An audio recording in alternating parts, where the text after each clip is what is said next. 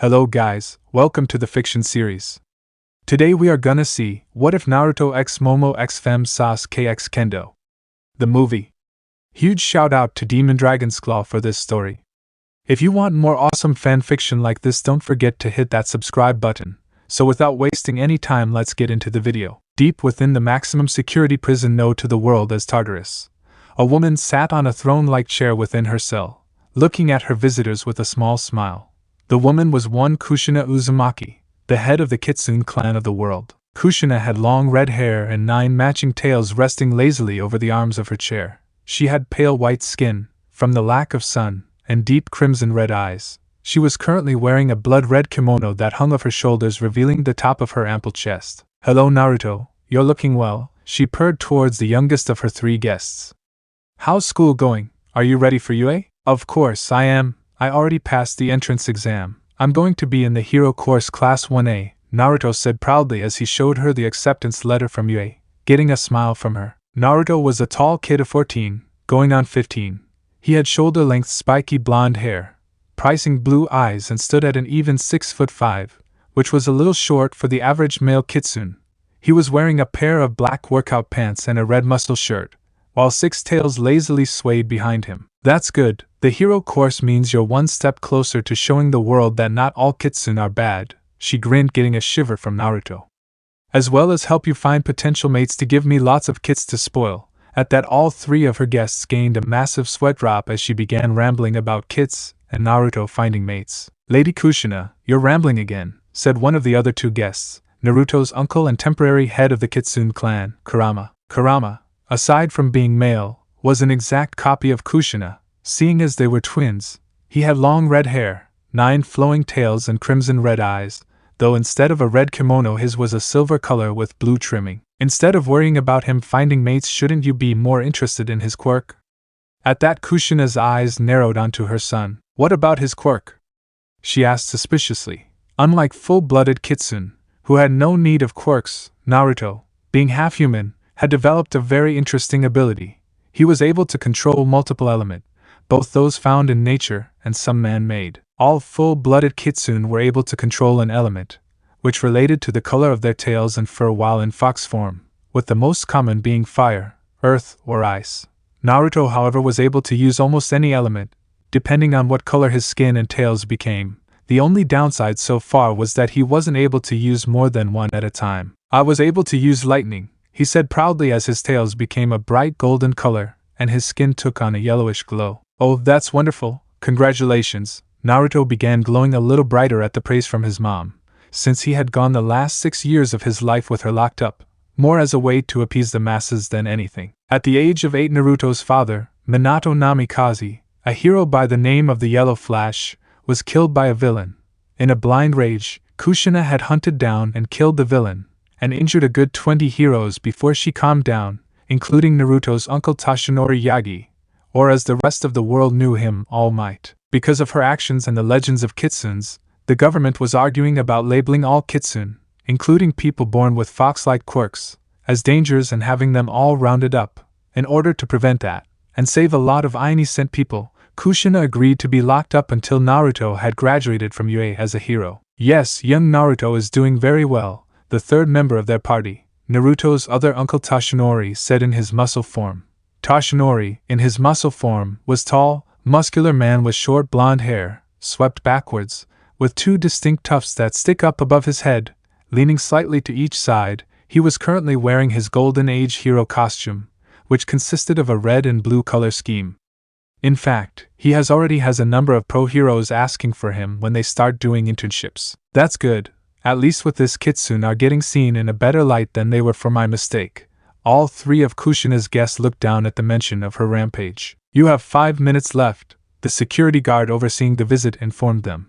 While a guard was not really needed since Kushina was here willingly, it was still protocol for all high-level inmates. "Thanks, Michiru, we're just about to wrap up," Kurama replied, putting a hand on Naruto's shoulders. "I'm sorry we couldn't stay longer, but since this was an unscheduled visit, you know how they are." Naruto nodded his head. He knew that he was supposed to schedule visits at least a month in advance, but he couldn't wait to tell his mom that he had been accepted into UA.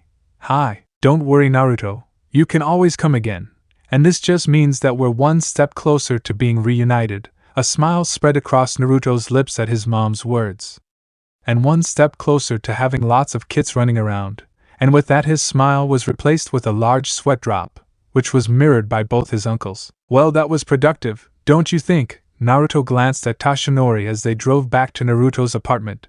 Toshinori had dropped his muscle for, making him look kind of like a skeleton. It would have been even more productive if she didn't bring up Kits every time we go to see her. Both Kurama, who was driving, and Toshinori chuckled at that. Well, Naruto, you have to remember, Kushina is a female kitsune. She can only take one mate every 100 years. Your dad was her first mate, and I know she wanted a lot of kits. Kurama glanced at his nephew in the rearview mirror with an knowing look. Since she couldn't have the large family like she wanted, that responsibility fell to you, as a male kitsune, and seeing as there are only about 7 male kitsune in the world, including you, the pressure is tremendous, and not just from your mom, but our entire clan. Naruto let out a long sigh. He knew his uncle was right, but that was a lot of pressure. Throughout the world, there were only about 250 kitsune, not counting the people who had quirks that made them look like foxes, but actual kitsune, and as one of the few males out alive, pressure was placed on him to help revive the kitsune clan by having lots of kids.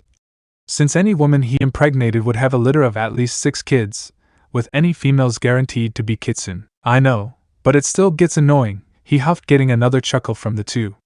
And we didn't even get to tell her how my training with One for All is going. Both adults shared a glance at that, seeing as Kushina was against Naruto inheriting the quirk from Toshinori. You know, it's probably a good thing we didn't bring it up. Toshi began sweating thinking of what Kushina would have done if she knew Naruto had accepted One for All. Speaking of, how is your training going? Are you still only able to use 5%? Actually, thanks to Granny Mito's training, it's gone up to about 20%, Toshi whistled. That was impressive. Mito Uzumaki was one of the oldest living kitsune around, despite looking like she was in her early 50s, meaning she had a lot of experience, and the fact that she doted on Naruto didn't hurt either. You know, I still don't get why Mom fawns over you like she does. If it were anyone else, she would beat them with a stick and tell them to figure things out on their own. The car fell silent as the three pictured Mito doing that to someone. After that terrifying thought, the rest of the car ride was quiet until they pulled up to the apartment complex Naruto was living in, the Golden Paw complex. Thanks again for taking me to see Mom, even though it was short notice, Naruto said as he opened the door to exit the car. It was no problem, Naruto. We're always happy to escort you to her. Naruto smiled at Kurama's words, knowing they were sincere. Remember, Naruto, you start classes at tomorrow, so don't be late. And don't let the fact that you're a kitsune bother you. I know many people are still nervous around actual foxes, but don't let it get to you. Nodding at Toshi's words, Naruto closed the door, waving as it drove away. I take it you had an enjoyable visit with Kushina today. As Naruto entered the lobby of the complex, he looked over to see Mei Terumi sitting at the manager's desk wearing a small smile. Mei was the landlady of the Golden Paw complex, and a four-tailed kitsune. She had long auburn hair and green eyes. She was one of Kushina's closest friends and was always kind to Naruto. Yeah, it was good, though too short for my liking. Mei nodded at that. She knew Naruto and his mom liked to talk or just sit and enjoy each other's company. So, did anything interesting happen while I was out? Not really. The twins took over another empty room, this time on the 3rd floor, and Mikoto threw a yell at Sasuke again. Apparently she applied to you. As well, she managed to get in. Hero Course Class 1A. Though the damage she caused in the testing area was a little extreme, Naruto shook his head at hearing that, though he didn't expect any less. Mikoto was another kitsune who lived in the complex with her 2 daughters, Itachi, who was a collage student, and Sasuke, who was the same age as Naruto. You know, I'm not surprised. Sasuke really doesn't know the meaning of restraint. He looked away as Mei gave him a blank, disbelieving look. Anything else? Oh yeah, you know the new girl that moved in about a month ago. The one that lives in apartment 515, Naruto nodded. He had seen the girl around before but had never talked to her. She was one of the few non-kitsune living in the complex. Well, apparently she got into you. As well, Hero Course 1A as well. Her name's Achiko Uraraka. She told me about it when I went to collect the rent for this month. Why does that name sound familiar? Well, I guess I should go congratulate my new classmate on making it in. With a wave, Naruto headed towards the elevator. The Golden Paw was a rather small complex. It had 6 floors. The ground floor, which had a common area for tenants to mingle and hold celebration, while the other 5 floors were for the residents, each floor having 15 apartments, though most of the rooms were empty since over half of the residents were Kitsune, and a lot of the population were scared of them after the rampage Kushina went on. Let's see, 515. Looks like this is it. Arriving outside the apartment, Naruto knocked on the door, and he didn't have to wait long for it to be answered. As the door opened, Naruto's eyes widened in surprise, something the occupant of the room mirrored as she stared at him. The occupant, Achiko Uraraka, was in Naruto's opinion rather cute. She was a short yet seemed to have a slender curvy figure, fair skin with a perpetual blush on her cheeks, large brown eyes and shoulder-length brown hair that curved inwards at the ends. She was currently wearing a pair of gray sweats and a black tank top, which hugged her figure. "It's you, the one from the exam," they shouted in surprise, pointing at each other. For a few seconds neither of them said a thing before they both burst into laughter. "Sorry, I didn't mean to shout like that. I just didn't expect you to be the girl I helped in the exam," Naruto chuckled, scratching the back of his head in embarrassment. "It's alright, though I never expected you to be the person who helped me and that other kid." She blushed at the memory. She had been trapped by some rubble when a giant robot appeared. Then before she could do anything, a boy appeared in front of the robot, and with a single punch, blew it away, before falling. Just before he would have hit the ground, she had used her quirk to stop him from falling, using the last of her strength and passing out. "Thanks for saving me, by the way." "It was no problem. I should be thanking you. If you didn't stop me from falling, I would have been hurt a lot worse." She blushed at his gratitude, not feeling she really deserved it. "By the way, my name's Naruto Uzumaki. It's nice to meet you." "Achiko Uraraka. Nice to meet you too." She smiled as they shook hands. "So, was there something you needed?" "Not really, just that the manager mentioned that you passed the entrance exam and got into Hero Course 1A, so I thought I would come introduce myself to my new classmate, though I didn't expect it to be you." Her eyes widened in excitement. "So you passed as well? That's awesome. I guess that means we're both officially Hero Course students." Her smile seemed to be contagious. "I hope we can be friends." "Yeah, me too," he chuckled as he turned to leave. "Well, I should let you get some rest. Classes start tomorrow, and we don't want to be late on the first day." With a smile and wave, Naruto returned to his room and got ready for bed, a smirk on his face as he drifted off to sleep, wondering what his first day of would be like. "Big brother, Mom says it's time to wake up," Naruto gasped as 2 identical weights landed on him, waking him from his slumber. Glancing down, Naruto found the cause of his impromptu wake-up call in the form of the twins, Fuka and Fumika. Fuka and Fumika were the twin daughters of Mei and her husband Kakashi, otherwise known as the copy hero Kakashi. Both girls were 5 years old with auburn hair like their mothers, though Fuka liked her hair in pigtails while Fumika preferred buns, and dark gray eyes like their father.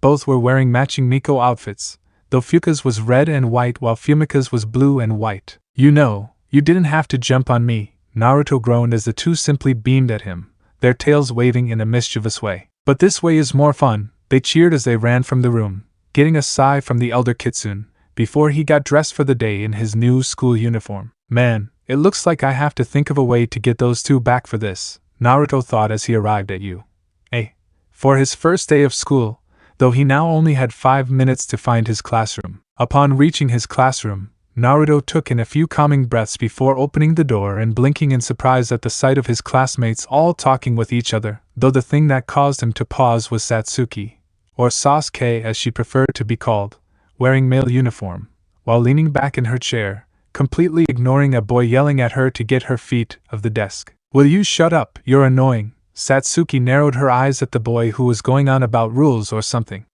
Satsuki had long spiky black hair and onyx black eyes. Even though she was female, she was a major tomboy, wearing only male cloths and preferring to be called Sasuke, after her grandfather, a hero who died in a fight saving people. "Who are you anyways? You should really introduce yourself before you start barking orders at others." "If you must know, my name is Tenya Ida," Tenya stammered out, likely not used to people talking back to him like Sasuke was. Sasuke, would you stop causing trouble for others?" The whole room fell silent as everyone glanced over at him before whispers began to replace the silence. You're not the boss here, Naruto, so don't act like it." Despite that, she took her feet off the desk, turning to look away from Naruto, getting everyone to sweat drop. "Right, well. Greetings, my name is Tenya Ida," Naruto blinked as Ida appeared in front of him, a serious look on his face. You are Naruto Uzumaki, correct? Naruto slowly nodded at the question. I wish to apologize, I misjudged you at the entrance exam. However, you realized the true nature of the test, while I did not. I didn't realize anything though, Naruto chuckled nervously as Ida's behavior. Oh, hey Naruto. Everyone glanced at the door as Achiko appeared with a smile. I'm glad I'm not late. My alarm clock didn't go off and I overslept a little, she chuckled sheepishly. Well, you could always ask the manager to have the twins wake you up. Satsuki's eyes widened at that, and she desperately tried to signal to Achiko not to do it. If you're here to socialize, then you can get out now. Both Naruto and Achiko, who were still standing in the door, froze, before turning to find a gruff-looking man in a sleeping bag laying on the floor in the hall. This is the hero course, a place to learn to be great heroes, not to act like normal high schoolers. This guy looks familiar, but I can't place from where, Naruto thought as he took his seat along with the rest of his classmates. He's got to be a pro though, otherwise he wouldn't be teaching us. I'm your homeroom teacher, Shota Aizawa. Pleased to meet you. This guy's our homeroom teacher? Everyone thought as Aizawa reached for something under his desk. Now, quickly change into your gym cloth and meet me out on the grounds. A quirk test? Once everyone had changed and arrived on the field, Aizawa had informed them that they would be performing in a quirk test, which surprised everyone. That's right, you'll be doing the same thing you would be in a regular gym test. Softball throwing, standing long jump, EXT, only this time you'll be using your quirks. Everyone seemed excited about being able to use their quirks, since normally it was against the law to use them outside of the home. This country still insists on prohibiting quirks for these tests, trying to pretend that everyone's the same. It's not rational, especially if you're trying to find out the limits of your powers. Uzumaki, what's the farthest you could throw back in middle school? 82 meters, Aizawa nodded before tossing him a baseball. Great, now try throwing it using your quirk. He motioned Naruto to the area he was to throw from. You can do whatever you want, just don't leave the circle. Nodding his head, Naruto turned away from the class, releasing all 6 of his tails, surprising many of the other students, before his body and tails became a light green color. Alright Naruto, you can do this, just like Granny Mito taught you. As power began coursing through him, everyone shielded their faces as a strong wind began blowing around him. One for all, 20%. Taking a deep breath, he pulled back his arm, preparing to throw the ball. Slicing winds, throwing with all his might, with wind swirling around the ball, Naruto kicked up a large cloud of dust as the ball shot out of his hand with the force of a cannon, a loud boom being heard as the ball left everyone's field of vision. It's important for us to know our own limits. That's the first rational step to figuring out what try of hero you'll be. Aizawa held up a tracker, showing the results of Naruto's throw being 2,039 meters. Event number 1, 50-meter dash. For the first test, everyone ran in groups of 2. The first pair was Ida and a girl by the name of Tsuyu Ajui. Ida's quirk was called Engine. It gave him exhaust pipes on the back of his legs and allowed him to run at incredible speeds. Tsuyu's quirk, Frog, basically gave her the physical abilities of a frog. The second pair to run were Achiko and a boy by the name of Rock Lee. Achiko's quirk was called Zero Gravity. It allowed her to control the gravity of anything she touched. Rock Lee was a tall boy. He had a black hair and a bowl cut, black eyes and really bushy eyebrows, which made him stand out in a crowd. His quirk was called 8 Gates, a strength-enhancing quirk.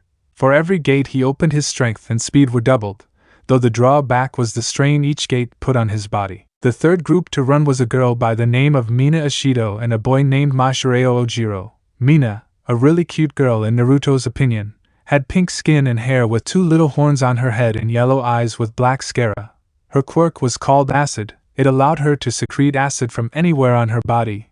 It was also the reason her skin was pink. Ojiro was a boy of average height, with short blonde hair and brown eyes.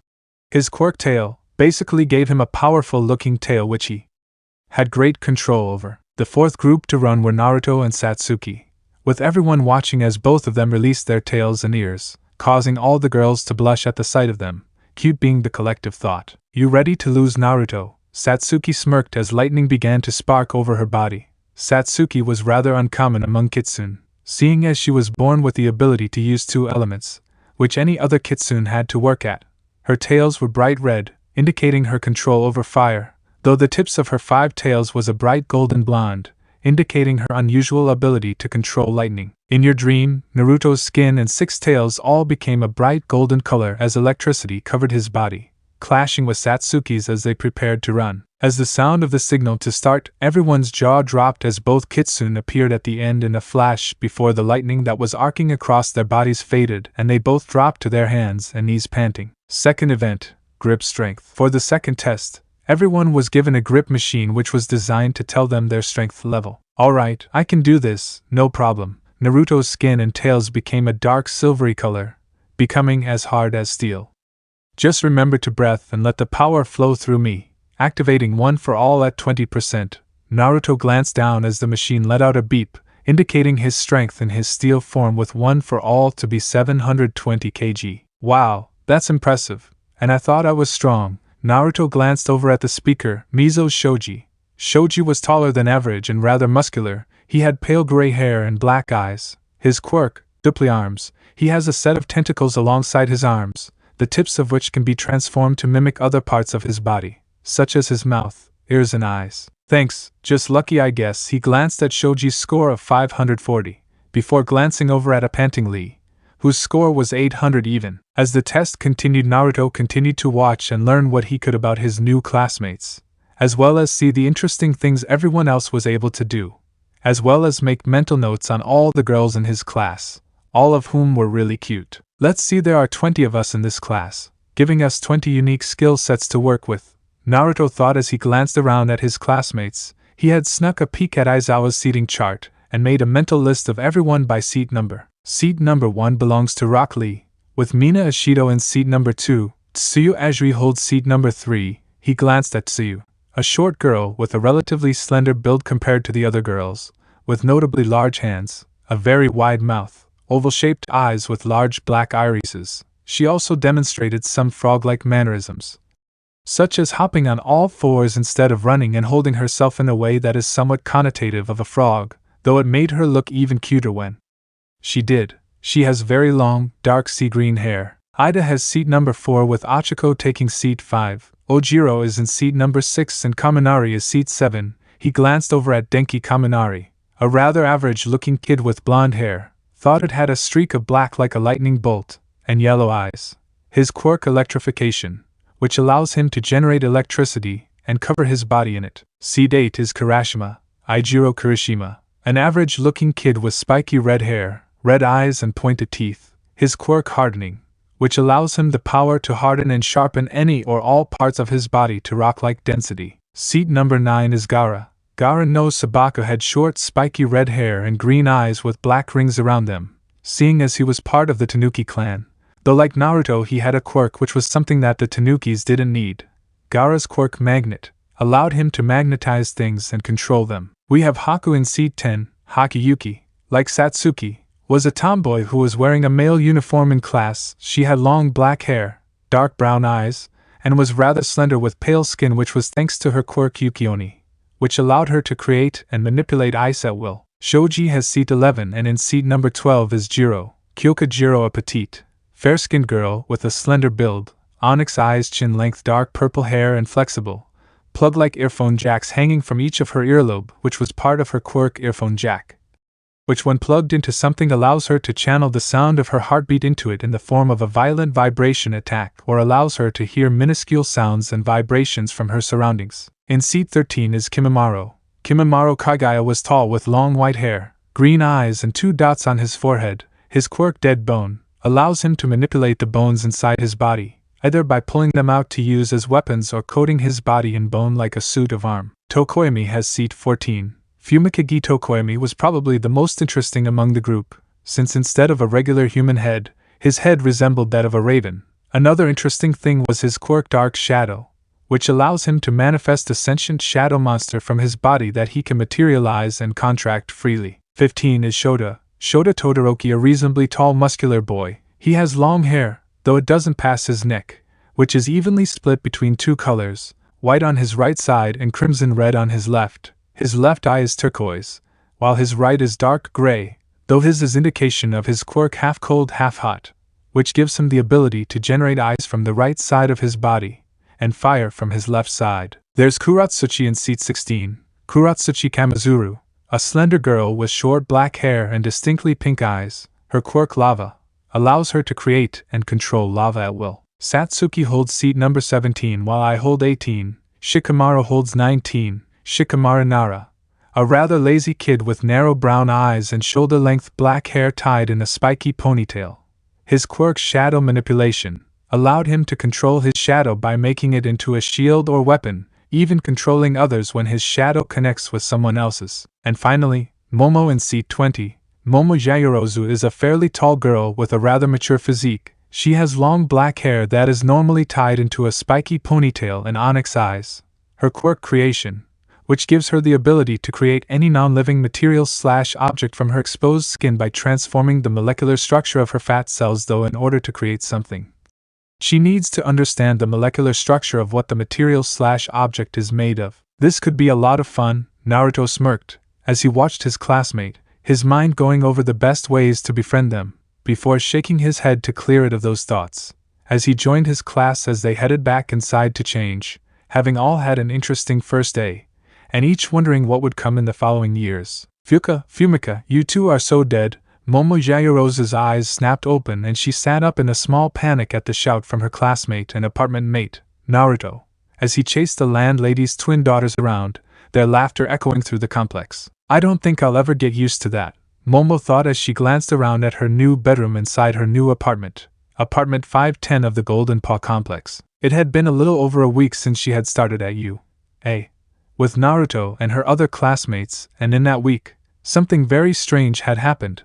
Within the 1 week that she had known Naruto, she had gained a major crush on the boy, love at first sight if you will, and it wasn't just her. A lot of girls seemed to have fallen head over heels for the young Kitsune. On the third day of class, while she was cleaning up the classroom with Naruto, she had decided to ask him about it, trying to make it sound like whatever was causing her and the other female students to act like swooning schoolgirls wasn't affecting her, though the blank look she received from Naruto told her he wasn't buying her act. Reluctantly, after she pinned him down using her quirk, he explained that male Kitsune, when they reached the age of 15, which was when all Kitsune were old enough to mate and reproduce, released a pheromone to attract strong females to them, though they have no way to control this, since it was part of their nature. He also explained that the pheromones from a full-blooded male Kitsune had no effect of human women, even after quirks appeared and humans with fox-like features began appearing. However, since he was only half Kitsune, the pheromones affected all females, both human and Kitsune, which was why all the girls around him began acting strangely around him, even the teachers. Since the initial embarrassment of the conversation had passed, she had asked if he knew how long the effects of the pheromones lasted, or if there was a way to cancel the affect, though she almost passed out from the mental image when he told her that the pheromones lasted for a full month twice a year, and that the only way he knew of to end the effects early was for him to sleep with someone. The day after that, admittedly awkward conversation, she had found herself moving into the Golden Paw apartment complex. When Naruto had asked her why, she told him, her face scarlet the entire time, that it was a hero's job to help those in need and protect others from harm, and his pheromones counted as harmful, though unintentionally, to everyone around him, including himself. So she was going to do whatever it took to protect him from himself, and every hormonal woman affected by his pheromones, by any means necessary, though she did want to get to know him better before they did anything. The rest of the week after that, while awkward because of the small fits of jealousy caused when other girls talked to Naruto, something she attributed to the pheromones, was rather pleasant.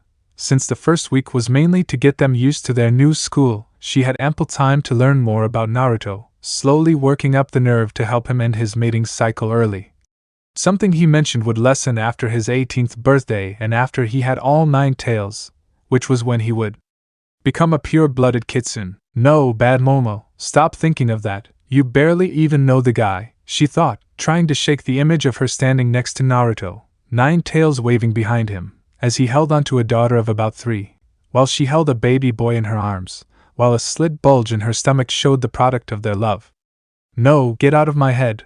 With steam coming out of her ears, she ran to the bathroom for a cold shower. You know, pink is a really good color on you, it really brings out your eyes. Oh, maybe you should make pink your permanent hair color. Naruto sighed as he walked to school with Momo and Achiko while being bombarded with questions and comments about his new hair color, remnants of the latest prank pulled on him by the twins, by third-year Nijire Hato, a sweet girl in his opinion but a complete airhead, whom the trio had encountered on the way to school. He had met the third year on the second day of school, along with the other members of U.A.'s Big Three, Morio and Tamaki, who had been dragged along by Nijire in order to talk to him, mainly about his reasons for coming to U.A. and to see if he was really a kitsune. I'm not going to change my hair color. Besides, changing the color of your fur is considered an insult in the Kitsune clan. Nijire pouted at that before going on another topic, only to stop and run off as the group reached the school and she spotted Morio and Tamaki. Sigh, I thought those questions would never end. Naruto sighed, getting a small giggle from the other two. You know she's right though. The pink really does bring out your eyes. The giggling intensified as Naruto glared at Momo before his skin turned blue and he tossed a ball of water into the air above him, which crashed down on his head, removing the pink hair dye. As I've already mentioned, a kitsune's fur and tail is their pride, and it's considered disgraceful to change the color of it without reason. Both girls rolled their eyes at that as Naruto absorbed the water back into himself before returning to normal. We know that we're just teasing you a little, Achiko smiled at him, the blush that already adorned her cheeks deepening upon realizing how close she now was to him. Anyways, we should hurry and get to class, don't want to miss the first day of basic training. Getting a nod at that, the three headed towards their classroom. I am here, coming through the door like normal. Naruto and Satsuki both slammed their heads on the desk in embarrassment, as All Might entered the classroom getting excited cheers and murmurs from the rest of the class. Why does he have to announce himself like that everywhere he goes? Both Kitsune wondered as the symbol of peace stood at the front of the class, grinning like the idiot he was. Like Naruto, Satsuki knew about All Might, she even knew about One for All, though that was only because she had grown up with Naruto, and by extension All Might. Hero Basic Training, the class that will put you through all sorts of special training to mold you into heroes. More excited murmurs began filling the room, seeing as everyone was excited for this class. No time to dally, today's activity is this. He held up a card for them. Battle training, and for that you need these. Without any warning, hidden panels in the wall began to open up, each one holding 5 metallic cases numbering 1 to 20. In accordance with the Quirk registries and the special forms you all filled out before being admitted. Costumes. All Might blinked as the entire class cheered in excitement at being able to wear the costumes they had designed and sent in upon their acceptance to U.A.'s hero course. After you have all changed, come out in ranking order to ground beta. Okay. All Might chuckled a little as he left the classroom. He could feel the excitement radiating off of the kids, including Naruto. They say the costume makes the hero. And you, my young students, are proof. All Might smirked as he eyes the costumes his students had designed, and he had to admit he was impressed. A/N. Everyone's is the same as in the manga, so I'm only going to describe those from the Naruto verse. Gaara's costume was interesting to say the least. He was wearing a black bodysuit, something that seemed common amongst most heroes, a red belt around his waist with a red line going up his chest before splitting up to both shoulders. A dark brown traveling cloak fluttered in the wind behind him with the hood covering his face in shadows, though a black mask could be seen covering his eyes, and a light brown tail waved lazily behind him. Haku's was rather surprising, in that it looked so ordinary. She was wearing a white kimono that hung off her shoulders, and stopped just above her knees, with wide sleeves and a blue obi holding it closed, though you could tell she was in hero mode since her hands and feet were coated in a thick sheet of ice designed to look like claws. Rock Lee was wearing a simple green bodysuit with, strangely enough, orange leg warmers over, orange combat boots, and orange grappling gloves. Kimimaro had also gone with a simple costume, wearing only a pair of black pants and a matching vest, though the thing that stood out was the belt on his waist which held a number of short white dagger-like bones. Kuratsuchi, like Haku, was wearing an outfit you wouldn't think of for fighting. She was wearing a red sleeveless dress that is kept open on the front right side from the waist down, revealing her right leg, a pair of black fingerless gloves, and a small pouch on her left hip. Shikamaru's costume seemed to lack motivation. He was wearing a pair of black pants and gray shirt under a black trench coat, though All Might could see he thought of practicality as well, seeing as he was wearing a belt with a number of flash grenades on it. Satsuki was wearing a black kimono, similar to Haku's, over a blood-red skin-tight bodysuit. She had a pair of black fingerless gloves and a pair of black getas, with a hiltless sword strapped across her back and a dozen kunais strapped around her thigh. Naruto's costume caught the attention of everyone, getting a blush from all of the girls present. He was wearing a pair of black Hakama pants and black combat boots, though no shirt. He had a pair of red fingerless gloves, a blood-red haori, depicting a moon with 9 tomo over a roaring sea, and a white ceramic fox mask with 3 red strips, 2 covering the eyes while the third split the mask evenly. Well, shall we begin, my young wards? Everyone nodded with determination on their faces. Excellent, because it's time for battle training. So, you ready to do this? Naruto smirked as Satsuki moved beside him, an eager look on her face. Oh, you know it. Just don't cry when you lose. Naruto returned the confident look, an air on pressure settling on the rest of the class as the two kitsune glared at each other. Sensei, isn't this the same area we had the entrance exam? Does that mean we'll be performing cityscape maneuvers? Ida asked, getting everyone to notice that he was right. It was the same setting as the entrance exam. On the contrary, you'll be moving on to something a little more challenging. The class all tensed up in anticipation. Today, boys and girls, you'll all be participating in indoor anti-personal battle training. While the tension didn't dispel, all might notice many of the class sharing confused looks. You see, while most villain battles take place outdoors, the truly heinous villains are those that remain indoors, such as those who take hostages or black market dealing. These criminals hide in the shadows and observe the goings-on around them before making a move. Everyone was paying attention, and they all seemed eager. So, for this exercise, you'll all be split into hero teams and villain teams and engage in a mock 2-on-2 battle. In this scenario, the villains have hidden a bomb somewhere inside a building. It's up to the heroes to capture the villains and disarm the bomb before time runs out. Everyone's sweat dropped as All Might began reading out of a little book. Seems he wasn't as prepared for his first class as he should have been. The rules are simple. You can fight however you want, though nothing lethal. At this he glared at Satsuki, who had the decency to blush. The heroes win if they either capture the villains in a special capture tape, or if they manage to get the bomb before time runs out. In contrary, the villains win by capturing the heroes or stalling them until time's up. After the explanation, he pulled out 2 boxes, explaining that the teams would be determined by a random draw, as would whether the teams would be heroes or villains and which teams would be facing each other. The teams were as followed. Team A consisted of Naruto and Momo as heroes versus Team E of Satsuki and Shikamaru as villains, Team B of Achiko and Lee as heroes versus Team H of Tsuyu and Tokoemi as villains, Team J of Haku and Shota as heroes versus Team C of Kuratsuchi and Jiro as villains, Team G of Kimimaro and Shoji as heroes versus Team F of Gaara and Ida as villains, Team D of Kaminari and Mina as heroes versus Team I of Ojiro and Kirishima as villains. Alright, now that the teams have been decided, let's have the first 2 teams get into their starting positions while the rest of us head to the viewing room. At his words, everyone headed towards the location All Might had instructed, though only Momo, Achiko, and All Might noticed the sparks flying between the 2 kitsune. Momo watched, eyes wide, in surprise, fear, and even a little arousal, something she was fairly sure her classmates were feeling as well, though she assumed only the girls were feeling the arousal. The reason for this strange mix of emotions was simple. Both Naruto and Satsuki were locked in a struggle, their eyes glowing a deep crimson color. As sparks flew between them, Naruto's claws, his body coated in steel, against Satsuki's blade, which was coated in lightning. Barely 5 minutes after the mock battle had started, and they had arrived on the 2nd floor of the 5-story building, Naruto had pushed Momo out of the way, already coated in steel, as a sword sparked across his back, Satsuki holding the other end, her eyes glowing red. That simple act sparked a frightening and awe-inspiring dance between the 2 kitsune. Come on, Momo, move. Naruto already knew something like this would happen. You got to get to the bomb while Naruto holds of Satsuki. Momo yelled in her head as she tried to get her legs moving.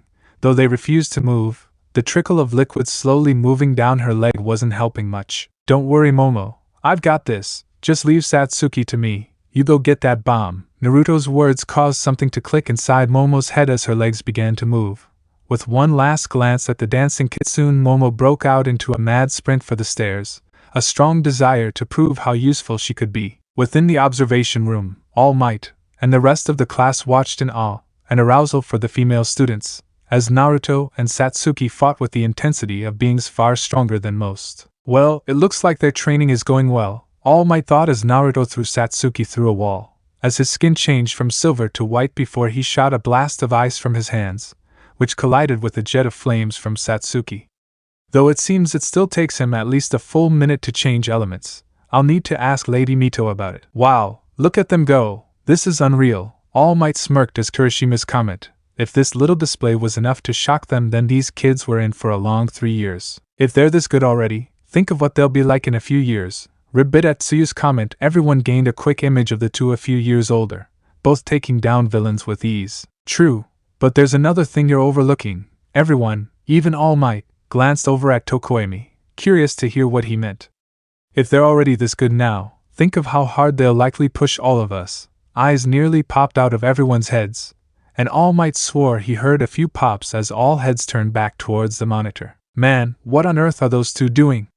Shikamaru asked as slammed into a pillar, as the building shook with the force of an explosion. Having fun by the sounds of it, Momo chuckled as she leaned against her own pillar at the opposite end of the room where the bomb was held. She had arrived at the room only moments before, where she found Shikamaru waiting casually by the bomb, an industrial light standing on either side of the bomb. If this is their idea of fun, I'll skip the party invites, troublesome foxes. Momo snickered at his complaining, especially the troublesome fox bit he muttered at the end. She had a feeling that would be something he said a lot in the coming years. I don't think they're that bad. As another tremor racked the building, Momo used her quirk to create a number of smoke bombs. As the trembling began to subside, she bolted from behind her pillar, flinging the smoke bombs wildly as she headed for the bomb. Oh no, you, damn, what is this? Shikamaru gasped as the smoke now filling the room began to burn his throat, his eyes watering from the burning sensation, before he hit the floor as Momo tackled him to the ground, a gas mask on her face. It's a pepper spray smoke bomb, designed to incapacitate an opponent, she said as she began binding him with the capture tape, before placing another gas mask on his face. It's not toxic, but it will leave you with a burning sensation in your throat for a while. Once Shikamaru was securely bound, she walked over and touched the bomb. The hero team wins. At All Might's announcement, she let out a sigh of relief, before shirking as she was picked up and spun around by Naruto, who was missing his Haori and mask. All right, I knew you could do it, Momo. As Naruto stopped spinning her, Momo, her face already scarlet from how close he was to her, felt the last ounce of self-control she had leave her along with her sense of reason as she reached up and pulled his face towards her, smashing her lips with his, causing his eyes to widen in shock, the small amount of restraint he had on his instincts flying out the window. Sorry, I don't know what came over. Hey, Naruto, put me down. Momo shirked and wrapped her arms around his neck as Naruto, picking her up bridal style, ran and leapt out the window, running all the way back to his apartment. What just happened? The rest of the students were looking at the screen in shock. They had just watched Momo kiss Naruto, which was shocking by itself since they were all still getting to know one another, before Naruto, a glazed look in his eyes, carried Momo to a window and disappeared to who knows where. Thanks a lot, Naruto. I'm definitely going to hear about this later. All Might, sweat covering his face, facepalmed at the sight of Naruto running off with Momo, after said girl kissed him. Why did his mating cycle have to be during this month? Why couldn't it have been last month? Do you think they'll be alright? All Might glanced at Uraraka, who had moved to stand next to him with a worried look on her face. Over the weekend, Naruto had called and told him about Momo learning about his mating cycle, and that he had also told Achiko about it as well, since she lived in the same apartment complex as him. Don't worry, I'm sure everything is just fine. All Might let out a small sigh as everyone seemed slightly reassured by his words, Achiko nodding her head in a way that let him know she understood what he meant. Now, let's get back to training. We still have 8 more battles to go, and after the battle you all just witnessed, I want you all to go plus ultra. Everyone nodded at that, each waiting for their turn to prove they had what it took to be in the hero course. I am so sorry, I hope you can forgive me. It was the morning after their first combat training class, and Naruto was currently begging for forgiveness from Momo and surprisingly Achiko, as the three sat in the nurse's office at UA, while Recovery Girl and Tsunade, a cousin of Naruto's and a 7-tailed kitsune, examined both girls. It's alright, Naruto, we know you didn't mean for it to happen. Achiko gave him a bright smile, causing him to feel even more guilt at having dragged Uraraka into this problem. She's right, it's partially my fault as well, Naruto, so don't beat yourself up over it, Momo reassured him as with a small smile of her own, since she was the one who pushed him over the edge with that kiss, which led to long, enjoyable night. Well, there's some good news and some very strange news. Which do you want first? Tsunade snapped both girls out of their reminiscing of the previous night, the glow both of them were giving of telling everyone exactly what was on their minds. I think we should hear the good news first. Everyone turned to see Aizawa and All Might walk into the nurse's office with Nizu, the principal, riding on Aizawa's shoulder. Well, the good news is that the charm I placed on Naruto the week he went into his mating cycle works. Until the charm is removed, Naruto cannot get anyone he sleeps with pregnant. The three students all let out a sigh of relief. While the previous night had been pleasurable, despite being a product of lust and pheromones, none of them were ready to be parents yet. And what's the strange news? Naruto asked apprehensively, wondering what Tsunade and Recovery Girl could have found in a checkup that would qualify as strange, especially since almost 80% of the world's population had unique abilities that would have qualified them as strange before quirks. The strange news is that both Momo and Aiko show signs of begin Kitsune themselves. Everyone stared at Recovery Girl in disbelief at what she had just announced. Said despite this being a regular checkup, I had some quick blood work done to make sure there were no negative side effects from the pheromones Naruto released, since Kitsune pheromones aren't supposed to affect humans, and we discovered that their blood is showing similarities to that of a Naruto's. We theorized that since Naruto's only half Kitsune, his DNA may contain a form of lycanthrope abnormality, Tsunade said, only to receive blank stares from the students and All Might, while both Aizawa and Nisa seemed intrigued. This means that, because of the DNA both girls received through intercourse, they will, over time, turn into Kitsune themselves. And if this is anything like the wolf lycanthrope gene, which hasn't been seen in centuries, then they will both change into full-blooded Kitsune on the night of the full moon, with their bodies adjusting a little with every transformation until they become Kitsune themselves. So, we'll both become Kitsune like you and Naruto? Aiko asked, wondering what she would look like as a Kitsune. Essentially, yes, however, unlike the wolf lycanthrope gene, which spread like a virus and changed the host almost instantaneously during their first full moon, this one is slow-growing, and will happen over a number of months, though if I had to guess, I would say you both will be full-blooded Kitsune by the time you graduate, if not sooner. Both girls looked surprised by this information, though Naruto seemed curious about something. You know Mom's probably going to kill you when she finds out about your charm. Tsunade, who had just taken a drink of coffee, spread it all over All Might, who was closest to her, paling at the thought of an angry Kushina, which was almost as scary to her as an angry Mito would be, though Mito was much worse. Granny Mito too, though I think she'll be more interested in this lycanthrope thing than anything. True, though let's not tell them about the charm, alright? Everyone could hear the pleading in Tsunade's voice, causing everyone to wonder just how scary the 2QB class Kitsune could be when mad. If you give me a wishing scroll, I promise not to tell. For a few seconds Tsunade looked hesitant before hanging her head in defeat and handing him a small scroll, which he pocketed with a smirk. Alright, well I think we all have a grasp of the situation now, Nisa said, getting everyone's attention. Now Naruto, since I know you have no control over your pheromones and since Miss Yaoyorozu and Uraraka had both already spoken to you about helping you out during your mating cycle prior to this event, there will be no punishment for what has happened. Naruto let out a small sigh of relief, while he didn't really see a reason why he would be punished. Since he had spoken with both girls before and they had both agreed to help him in the future, Nisa gave of the strange vibe that there would be a punishment. However, I would ask that you practice controlling your instincts and desires so that future problems can be avoided. Naruto nodded his head in agreement, having already decided to work on that anyways. Alright, well now that that's all taken care of, you three should head to class. We have a lot to cover today, Aizawa said, opening the door and allowing the three students to leave. Man, I can't believe you actually lost control yesterday during class. Naruto glared at Satsuki as the two waited for class to start, Naruto having told her and Gaara about losing control and everything that had transpired since. Momo and Aiko were hounded by Mina and the other girls, who were curious about why the two had vanished after winning the fight. Well, it's understandable, he did beat you, which already had his blood pumping. Then he hugged Yaoyorozu without thinking. Those two things combined would undoubtedly lead to everything that transpired. Both Kitsune stared blankly at the Tanuki, who simply shrugged in response.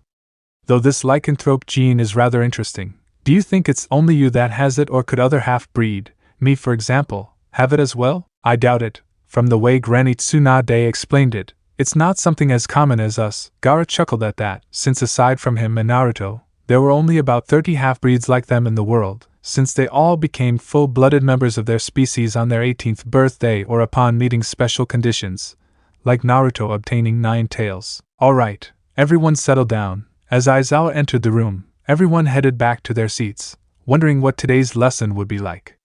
Good, now I've already gone over grades and evaluations from yesterday's training, and I have to say, they're much better than I had imagined. Satsuki, Naruto, out of everyone your battle fight was the most intense, and while that's not always a bad thing, you both need to work on your control, right? Got it. Nodding his head in acceptance, knowing that was likely the best response he was going to get from the two kitsune, he glanced around the room, an air of anticipation hanging in the air. Now, on to homeroom business. Today you'll pick a class president. That's such a normal school-like thing, everyone thought as over half of the class lifted their heads from the indents on their desks, having expected something a lot more serious. At once everyone began shouting that they should be the class president, which only stopped when Ida suggested they hold an election to see who should be president, though his suggestion was ruined somewhat by the fact his hand was in the air, as if asking to be chosen for the position. Alright, tell me again, how the hell was I chosen to be class president? Naruto stood at the front of the class, his ears and tails all twitching in irritation. On the blackboard behind him was a list of everyone in the class with a number of votes next to them, and Naruto's name had a whopping 7 votes next to his name. Standing beside him was Momo, as vice president, seeing as she got 3 votes. I didn't even want the damn job. Oh man, this is too funny. A pair of glowing red eyes landed on Satsuki, who was laughing at Naruto's plight. Calm down, Naruto. It's not that bad. Momo tried to calm him down since she herself had voted for him.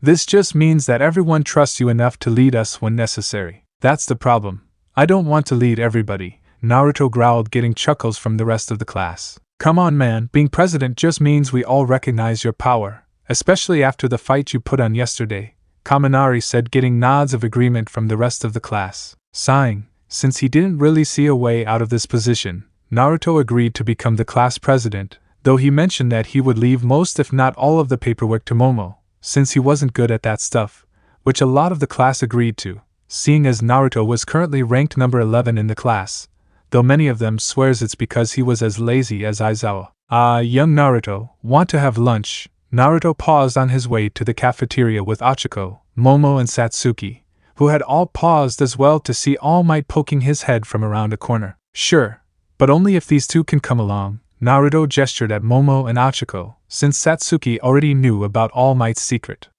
They both deserved to know, especially after last night. Both girls blushed and tried to avoid All Might's gaze, though they noticed he looked a little hesitant. Are you sure?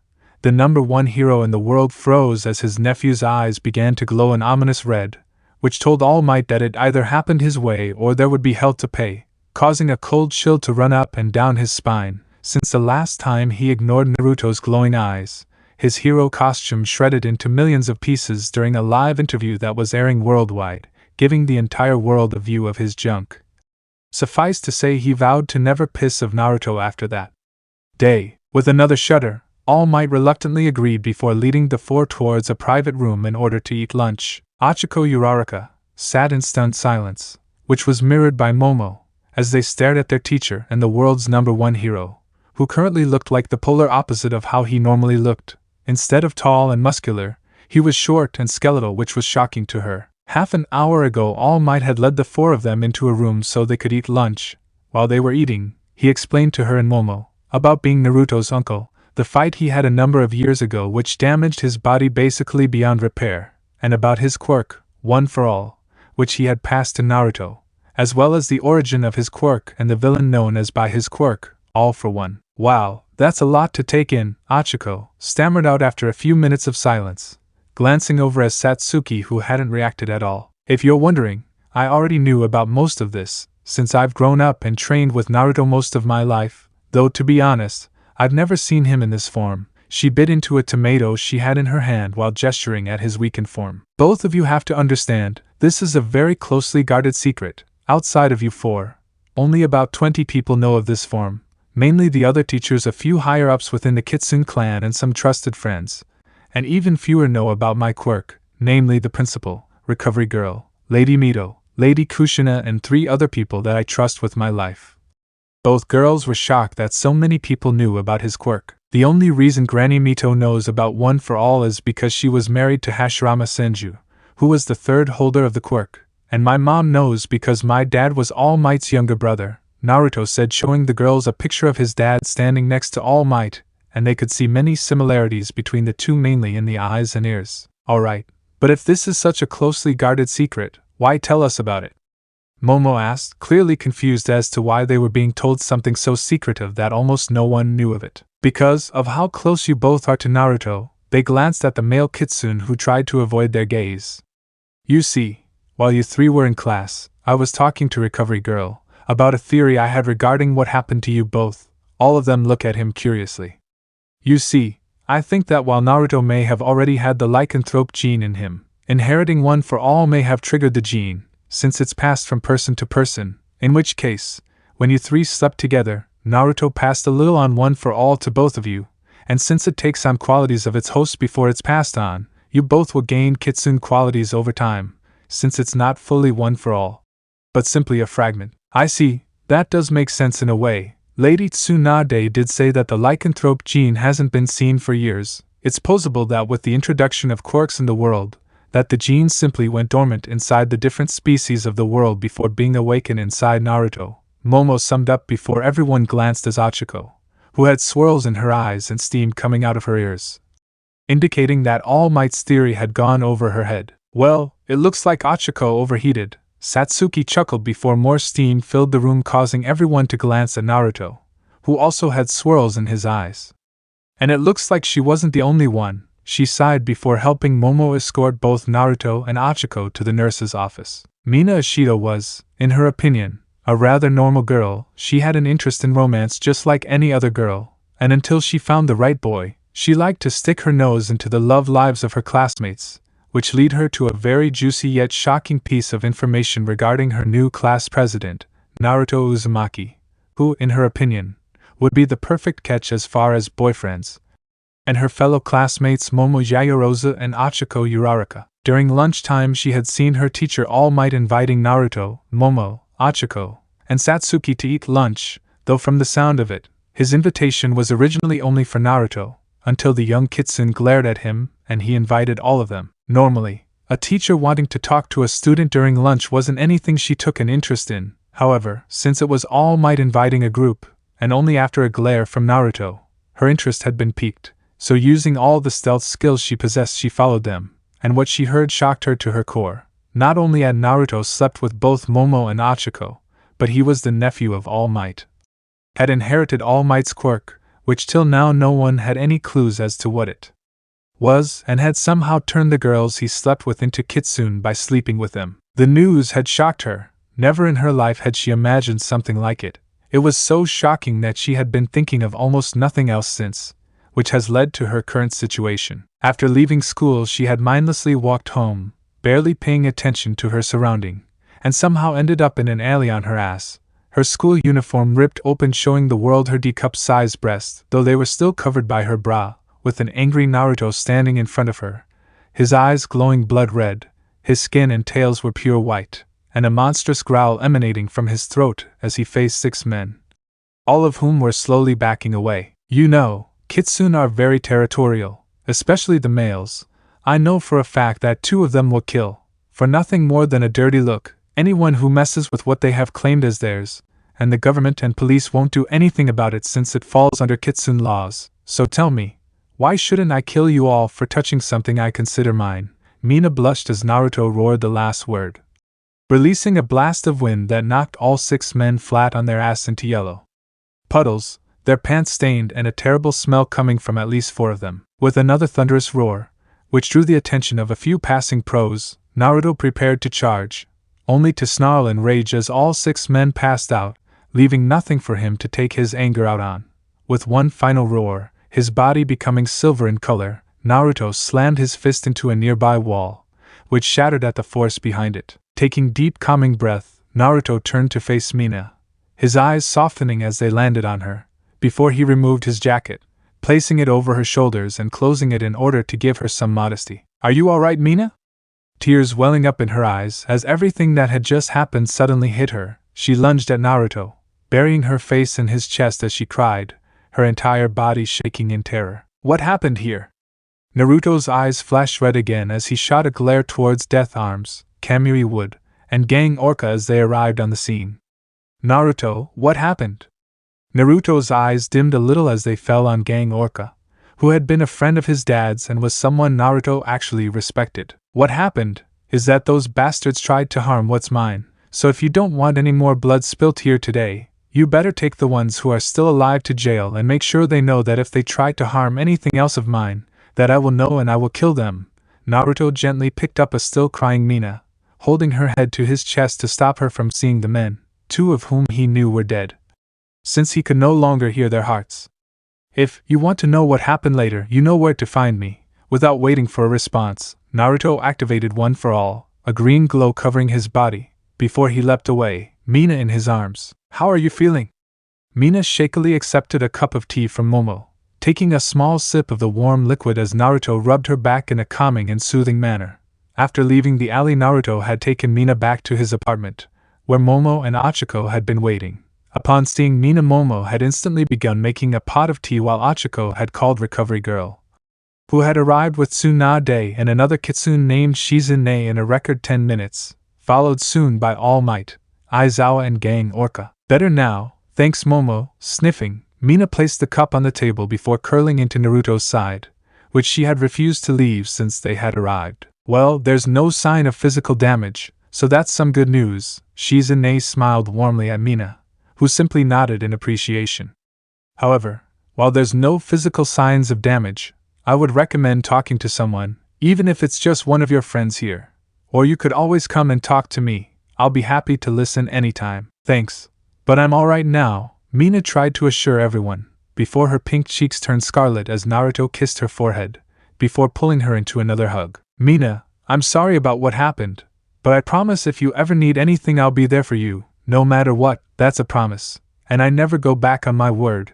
Mina teared up and slowly nodded into his chest as he gently ran his fingers through her hair, which was surprisingly soft. And if you don't feel comfortable talking to me, Momo, or Achiko, Shizune's a therapist, one of the best out there, and I know she'll do everything in her power to help you. Shizune smiled at her nephew's words of praise, before taking her leave. Mina, I wish to apologize on behalf of myself and the other pros who were in the area. If we had been a little faster, then maybe this whole situation could have been avoided. The 3 female UA students blinked in surprise as Gang Orca bowed his head in apology. And I must apologize to you as well, Naruto.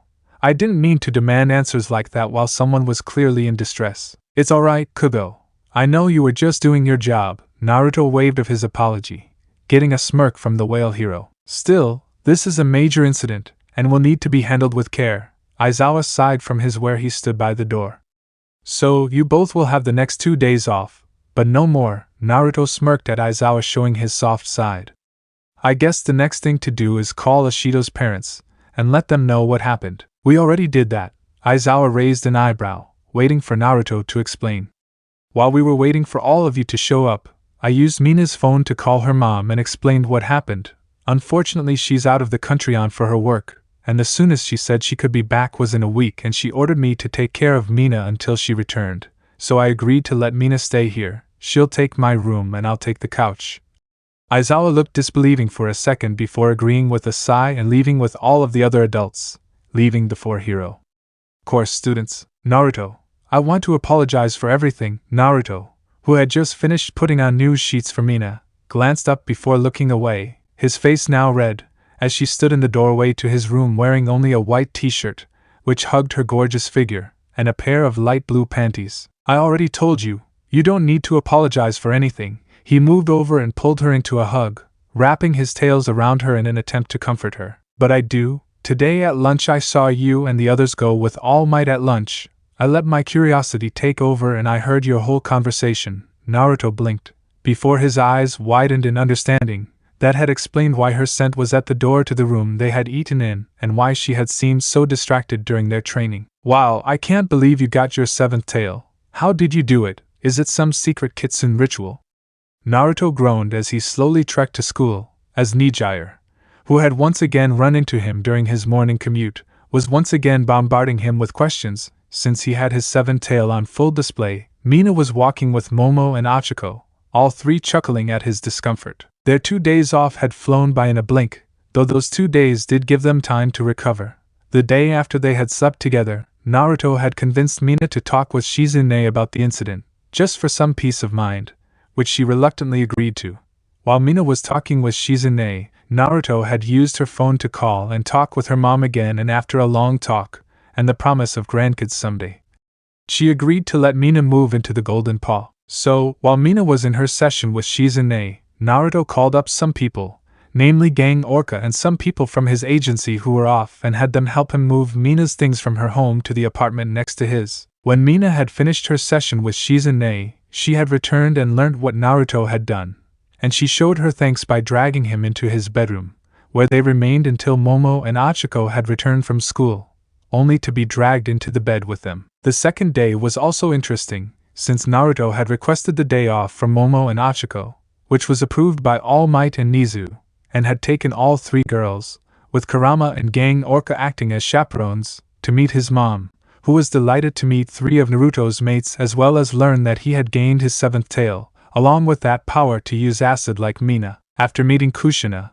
and by extension Kurama, the four hero course students spent the rest of their day off hanging out at places Naruto knew, such as a small cafe which was owned and run by some other kitsune. Nijire. I don't know how I got my seventh tail. It's not something we know, it just happens, Naruto said, getting a pout from the airhead upperclassman, which strangely enough made her look really cute. You're no fun, you need to lighten up. Oh, maybe if you turned yellow you could use lightning. Naruto gave her a deadpan look before turning yellow, allowing sparks to course over his body, shaking his head at the amazed look of the older girl, before smirking. Faster than most, Naruto shot forward and stole a small kiss from the older girl before bolting towards the school, a yellow flash being the only indication he was there, leaving 3 chuckling first years and 1 blushing third year. You know, if you like him you should tell him, Aiko said as her giggling fit started to subside, causing the blush on the older girl's face to deepen. I want to. I don't know why, I still hardly know him, but when I saw him on the first day of school something just clicked, but every time I try to talk to him I get nervous and the questions just start spilling out, Nijire said, glancing away with a defeated look in her eyes. That's not your fault. Naruto seems to have that effect on a lot of people. Ribbit. The 4 girls turned to find Tsuyu walking up to them along with 2 girls they knew were from class 1B but had never really talked to. I felt a pull towards him too, and both Kendo and Shiozaki here have felt it too. That's kind of how we started talking. The now named Kendo and Shiozaki both waved nervously. Tsuyu's right about the pull. I felt it during the entrance exam, and it grew after I saw him school. Though every time I try to talk to him my classmates get in the way or he's surrounded by other people, Kendo said with a mild blush. I felt it as well, though I know why we're all drawn to him. Momo, Aiko, and Mina blinked at what Shiozaki said since they had all agreed to keep Naruto's pheromones secret. My uncle married a kitsune woman a few years ago, so when I felt the pull towards Naruto, I asked her about it. She told me that male kitsune release a pheromone that attracts girls towards them. The pheromones only last during their mating cycle. Normally they don't affect humans, but since Naruto is only part kitsune his pheromones work on both human and kitsune. So, you mean we only like Naruto because of his pheromones? Nijire sounded heartbroken at that news, before seeing the kind smile on Shiozaki's face. No, I asked her about it. She told me that the pheromones bring out a person's lust and desire. But the way to know if that the emotions are real is to still feel a strong pull toward that person his mating cycle is over. The 3 girls already with Naruto blinked at that, since Kushina had told them the same thing the day before. But how do we know when his mating cycle ends? Tsuyu asked before glancing over at Momo, who had a deep blush on her face as she tried to avoid everyone's curious stare, before everything fell into place for Tsuyu. It already over, isn't it, Momo? Kendo, Ibara, and Nijire all looked confused at Tsuyu's words, their confusion growing as both Momo and Aiko slowly nodded their heads. It ended on Monday after the mock battles. Momo tried to avoid Tsuyu's wide-eyed look while the other 3 looked confused. You see, Naruto's mating cycle lasts for an entire month, or until he sleeps with someone. She said the last part in a rush that the group of girls almost missed what she had said, though the level of red her face was becoming told them all they needed to know. So that explains why the pull to Naruto isn't as strong as it was before. 7 of the girls jumped in surprise before turning to find Kuratsuchi, Haku, and another girl from class 1B, Pony Tsunatori, walking towards them from around a nearby corner. Does that mean that you 3 have also felt the pull from Naruto? The 3 nodded at Achiko's question, causing all of them to release a sigh of relief. So, what should we do about this? Should we talk to him or something? Ask him how he feels about all of us. Haku asked, looking between all of the girls gathered. What if we all gather this weekend to talk about it? Everyone looked at Pony, who shyly looked away and moved to hide behind Haku. I think that would be the best plan. Momo glanced at her phone before her eyes widened in shock. Though we can talk about it later. For now we need to go or we'll be late for class. At her words the others looked at their phones before they all bolted towards the school. Alright, now that everyone's back, we'll be doing something new for basic hero training today, Aizawa said as the class all waited patiently for him to explain today's class. Today, All Might, myself and another member of staff will be supervising today's training, Disaster Relief, which will train you all for things such as natural disasters, things like floods, fires, landslides and the like. Pushing a button on the wall, the lockers containing their hero costumes appeared. Since today it's up to each of you whether or not you wear your hero suits, many of the students moved over to grab their costumes. Once you're changed, I want everyone to meet at the bus. This training site is a bit remote, so it will take us some time to get there. Once everyone had changed, they all gathered on the bus and headed up to the location of their training for the day, the USJ, where they met up with Pro Hero 13. Please tell me this is part of the training. Naruto glanced around at his classmates, many of whom wore nervous expressions as they stood at the entrance to the USJ, watching as a black portal opened up and people began pouring out, numbering at least in the 70s. Everyone get back, and huddle up, 13, protect the students. Everyone tensed up and began slowly moving towards the door as Aizawa prepared to defend his students, no matter the cost. Naruto dodged a jet of fire before ducking under a punch, grabbing the idiot that had tried to hit him and throwing him towards a group of the idiots that had thought he would be easy to pick up, knocking out at least 10 of his assailants. Damn, this is getting old fast, Naruto thought as he dodged another jet of fire, glaring at its source, another Kitsune, who was smirking at him as her 5 tails waved lazily behind her. And to think this day was turning out so well, he growled at the other Kitsune, his 7 tails appearing behind him, causing her eyes to widen in surprise at the sight of his newest tail. After seeing all of the villains appear in the center of the USJ complex, Aizawa had ordered 13 to evacuate the students, before he jumped up to face them. As the students and 13 headed for the exit, they were intercepted by a villain who introduced himself as a member of the League of Villains, though he was interrupted when Satsuki and Kirishima attacked him, which caused him to warp many of the students to the different training grounds within the USJ, which lead to Naruto's current situation. Naruto, along with Kuratsuchi, had been transported to an area that looked like it had been hit by an earthquake, where they were met by the Kitsune and at least 15 of the villains. Well, would you look at that? Looks like Shitstain finally gained his 7th tail, Naruto growled again, getting a smirk from his cousin, Tayuya Uzumaki. Tayuya was Naruto's distant cousin, and while he wouldn't really call her a villain, she did like to do whatever she wanted. In fact, the only people she actually listened to were Kushina and Mito. Yeah, well, you know, it helps if you're not a flat-chested bitch.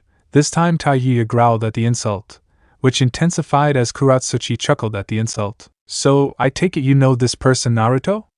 Kuro asked as she kicked some idiot in the balls before kicking him in the head, knocking him out. Unfortunately, Kuro, meet my flat-chested bitch of a cousin, Tayuya Uzumaki, or as I call her, Queen Bitch, both dodged a jet of fire that came the 5-tailed vixen. So, tell me Yuya, what are you doing hanging out with weakling like this? I thought you ran with another group of weaklings. What were they called again? The bitch of 4. They were the Sound 4, and the bunch of idiots got themselves arrested a week ago, so I decided to go solo for a while. Then I was told about this and that you would be here.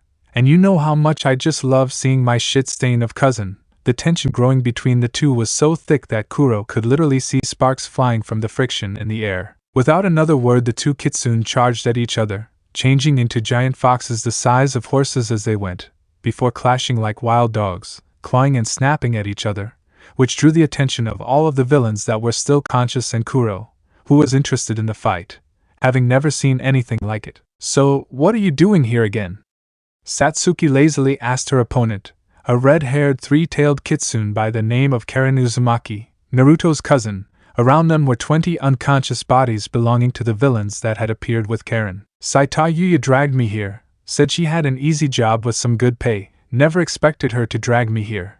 Karen sighed, looking around the shipwreck zone, glancing over both Lee and Tsuyu, who had appeared with Satsuki. So, I take it these are some of your classmates. Yep, this is Tsuyu Ajiri and that's Rock Lee, she motioned to each in turn. You know Kurama's going to be pissed when he learns about this. Karen nodded her head, crying anime tears, before her ears perked up and she glanced in the direction Naruto was in. Seems like Naruto and Taiyuya are already fighting. Satsuki glanced in the same direction with a smirk on her face. $20 on Naruto to win, Satsuki snorted, giving the three-tailed kitsune a look that basically screamed stupid. You really expect me to bet on Taiyuya, especially when she's up against Naruto? Karen scratched the back of her head in embarrassment as she avoided Satsuki's gaze. So, do you know this girl Satsuki? Lee asked with a small blush on his cheeks, which was mirrored by Karen, causing Satsuki to blink in surprise as her head switched between the two in order to make sure she wasn't seeing things. Yeah, this is Naruto's cousin, Karen Uzumaki. She's the youngest of another male kitsune, Nagato, Naruto's uncle. Satsuki smirked before her eyes bugged out as Lee took Karen's hand and kissed it, getting a blush out of the three-tailed vixen. I am never going to let her live this down. Satsuki gained a fanged grin which caused Karen to feel a chill race down her spine. And I know Naruto's going to love hearing about this, especially with how protective he is over Karen. Lee stood up straight as a chill raced down his spine as well. This is nice and all, but shouldn't we go check on the other's ribbit? Tsuyu asked, reminding her classmates that they were in a hurry. They needed to make sure everyone else was alright. Yeah, I guess you're right. Karen turned to leave, only to stop as a clawed hand gripped her shoulder. Don't think you're getting out of this that easy. Naruto's going to want a word with you. Karen swallowed the lump in her throat, as fear of what her cousin would do to her, though she knew it was nothing compared to what he was going to do to Taiyuya. With a defeated sigh, Karen, lowering her head in defeat, turned and followed after Satsuki, who, with a smirk, jumped of the boat and started swimming for the shoreline, where she knew Aizawa was busy fighting the rest of the villains. Damn, that was a pain, Naruto panted out as he stood over the unconscious body of Taiyuya, who had actually put up a much better fight than he had anticipated. Since the last time they had fought, she had gone down after about 5 minutes. Are you alright, Naruto?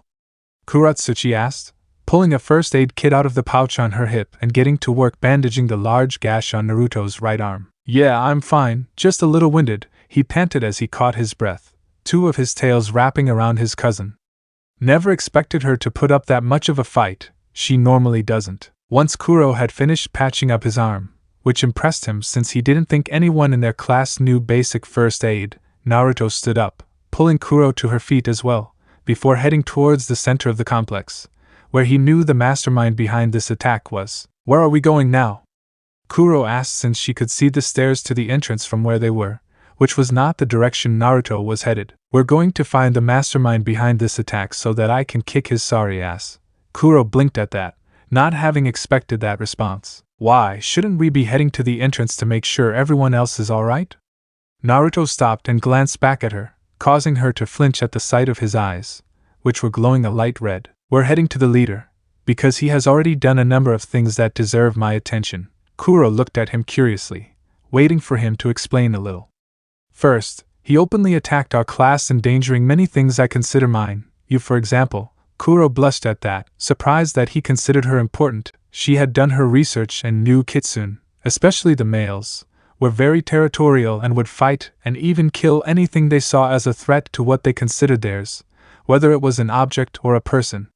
Though the thing that sealed his fate was bringing Taiyuya here. Really, it didn't look like you two got along at all. Naruto let out a throaty chuckle at her keen observation. We don't, but since Taiyuya's here, that means Karen, her younger sister and the cousin I like, is here. His eyes began glowing even more as his body turned silvery and metallic.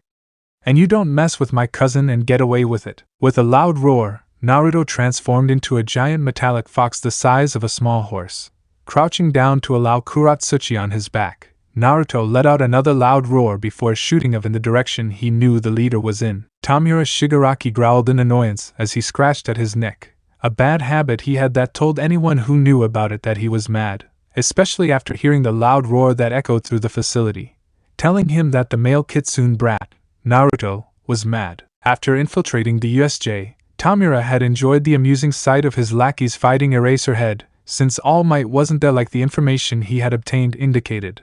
While Eraser was busy with the small fries he had brought, his second-in-command, Kyojiri, had left to stop the students and 13 from escaping, which ended with him separating them thanks to his warp gate quirk, though he failed when one student managed to get out of the building. With his plans ruined, Tamura had ordered the weapon he had brought, which was simply called a Nomu, to kill Eraserhead so they could leave, which it started to do, before the female Kitsune appeared and removed one of Nomu's arms, saving Eraser, who was carried by one of the Kitsune he had brought and another student, leaving the female Kitsune and another boy whose skin was red with a green aura surrounding him. Well, it sounds like Naruto's pissed, Satsuki chuckled as she looked in the direction of the roar, though her eyes remained on Tamura, a smirk on her face telling him he was dead. No fair, no fair, no fair, Satsuki chuckled at the reaction of Tamura, who was acting like a spoiled kid losing a video game.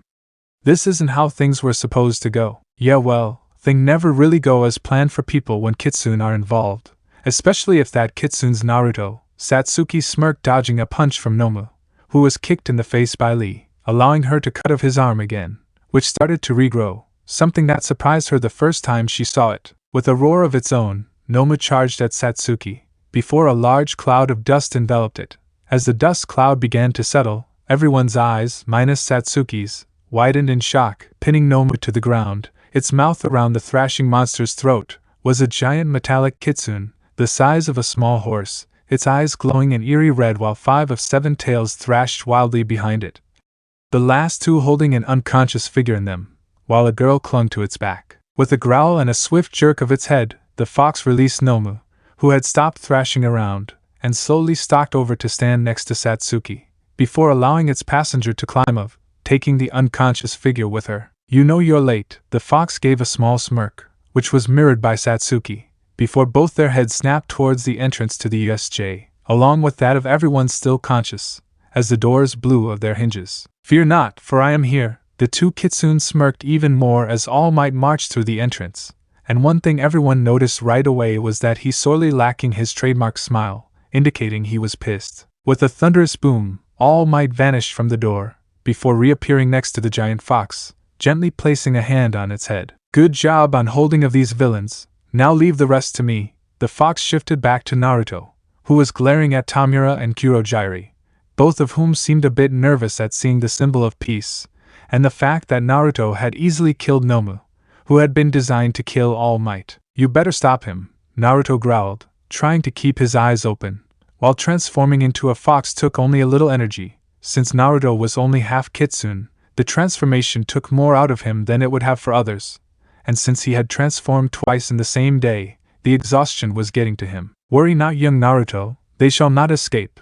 With a nod in his uncle's direction, Naruto let his exhaustion claim him as he fell into Satsuki's arms. Damn, I can't believe they got away. Naruto held up Satsuki, who was leaning up against him, panting in exhaustion, All Might a few feet away in his skeletal form, blood leaking from his mouth. Yeah, but at least the teachers made it in time. The 2 Kitsune glanced at Cementos, who had created a wall to shield All Might from the other students. After Naruto had passed out, Kurojairi had summoned 2 more Nomu, who had charged at All Might, though Satsuki, after passing Naruto of to Lee, had intercepted one of the Nomu, leaving All Might to face the other. The thunderous sound of flesh meeting flesh echoed throughout the USJ as All Might and the Nomu traded blows for a good 5 minutes, before, channeling One for All, the symbol of peace sent his opponent flying, creating a sonic boom which shattered all the lights in the building. While All Might dealt with his opponent, Satsuki struggled slightly with hers, which was faster than the first one, though she managed to behead the creature when Naruto, who had regained consciousness, froze the ground underneath it, causing it to slip and giving Satsuki her opening. With both the Nomu beaten, Tamura and Kurojairi had decided to attack All Might by combining their quirks, though before Tamura could touch the symbol of peace, a hole appeared at his hand, thanks to Snipe, another teacher, who also shot Tamura in both arms and legs as the 2 masterminds retreated. Are there any other injuries? All Might asked as Niza and Midnight approached them, with Midnight moving over to help Naruto and Satsuki, both of whom were leaning against the wall Cementos had created. We're not sure yet, so far it's only you 3, Aizawa and 13, but the other teachers are spreading out to collect the rest of the students, Niza said with a small smile, which turned into a look of regret at the sight of the 2 dead Noma and the injured students. I think it would be best to get you three out of here and to the nurse's office as soon as possible. So, not including Taiyuya and Karen, or the two creatures killed, there were a total of 72 villains apprehended, though they were all small-time offenders, and aside from you three, the only ones injured were Eraserhead and 13, both of whom are stable for now, a rather tall man with shoulder-length red hair and purple eyes said as he glanced around the nurse's office of U.A., which currently held Naruto, Satsuki, All Might, Midnight and Niza. Well, that's a relief. At least no one got seriously injured, Midnight said with a small sigh of relief, a sentiment that was shared by the two students. Thanks again for the report, Nagato. I hope it wasn't too much trouble to get. The now named Nagato smirked at Naruto, shaking his head at the young Kitsune. No trouble at all. Held Tsukachi was more than happy to hand over the report early, especially since it concerned you, Naruto. Naruto avoided Nagato's eyes at his statement, while everyone else gave him a deadpan look. So, what's going to happen to Taiyuya? Satsuki asked, getting a sigh from Nagato, since they both knew Naruto would personally take over punishing Karen, and nothing either of them said would make a difference. Sigh, well, since I know Naruto will want to handle Karen's punishment, she's currently on lockdown under Mei's watch. Naruto gave him an approving nod, telling him he was satisfied for now. Taiyuya, on the other hand, is a different matter entirely. This is her third strike. And even though I have plenty of influence within the police force, there's only so much I can do, and I've warned her about causing any more disturbances. It must be really bad, Niza said, getting a nod from Nagato, which caused Naruto and Satsuki to wonder what punishment could be so bad or was harsh enough to get through Taiyuya's thick skull. Sigh, for Taiyuya's punishment, I have sent her to Kagaya's shrine, to work as a shrine messenger for the next 20 years. Both Naruto and Satsuki stared at Nagato in pure horror, telling the non-Kitsune in the room that this punishment must be really bad, since both young Kitsune were now pale as sheets. You actually sent her there. Don't you think that's a little harsh for her? Naruto stuttered, looking at Nagato as if he had sentenced her to death. Unfortunately, the decision was not up to me. I just agreed to it. Again the two young Kitsune shivered, knowing exactly who had made the decision if he hadn't.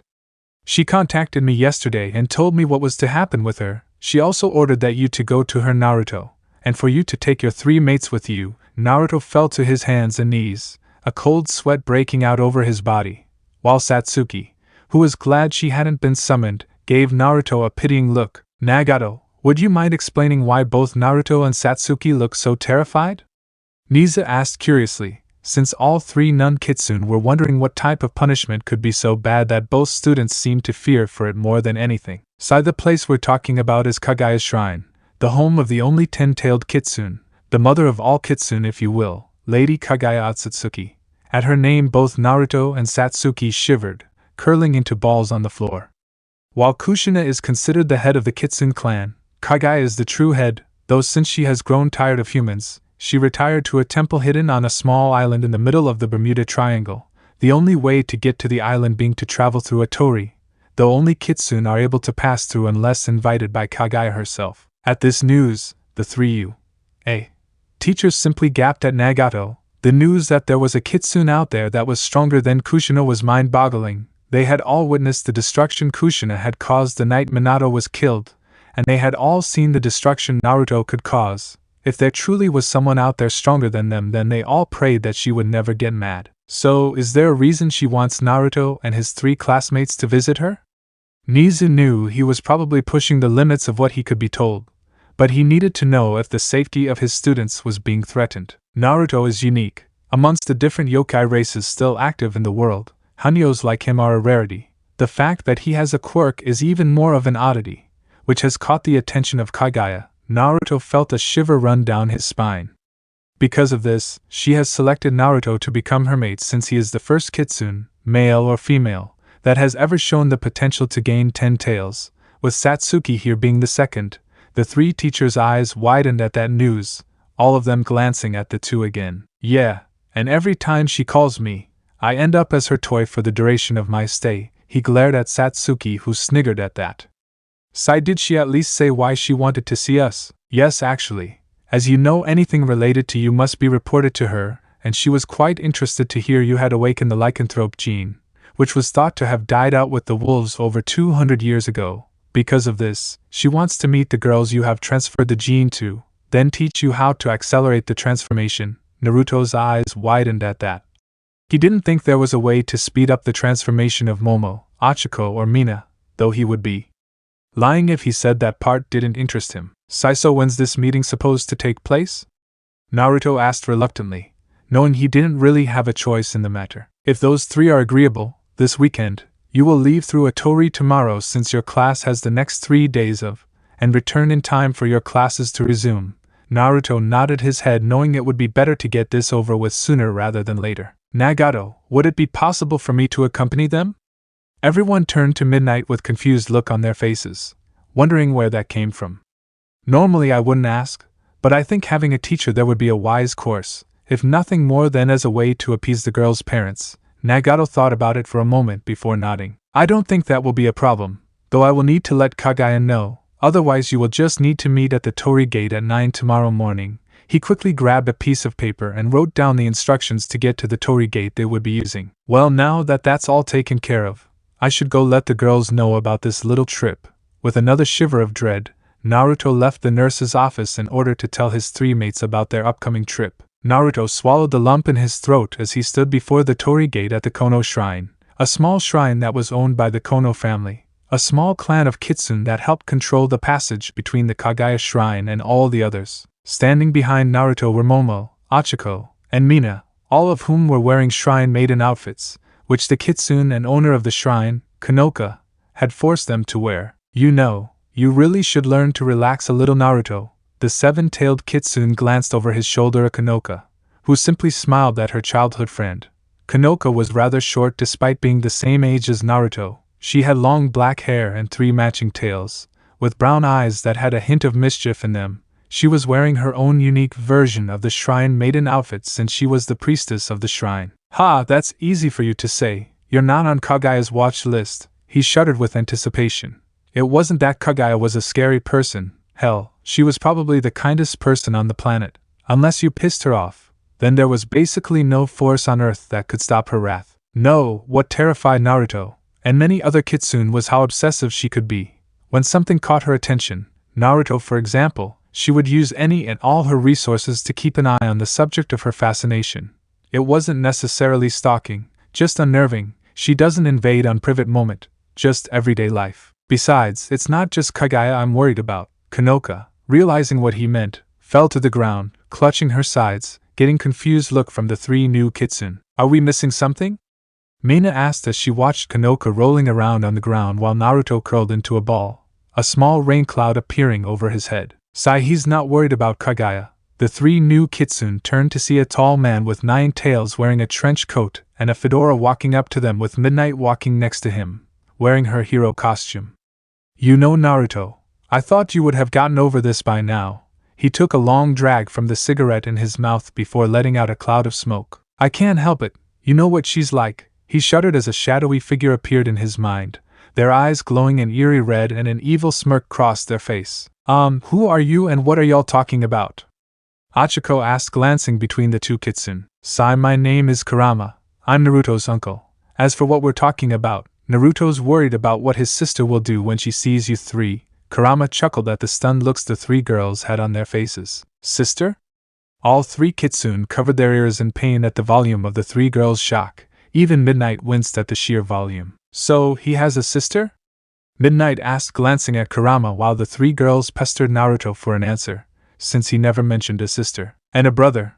Midnight blinked at that, shocked by the news, especially the part about a brother, since she knew there were only a handful of male Kitsune in the world, 7 if she remembered correctly.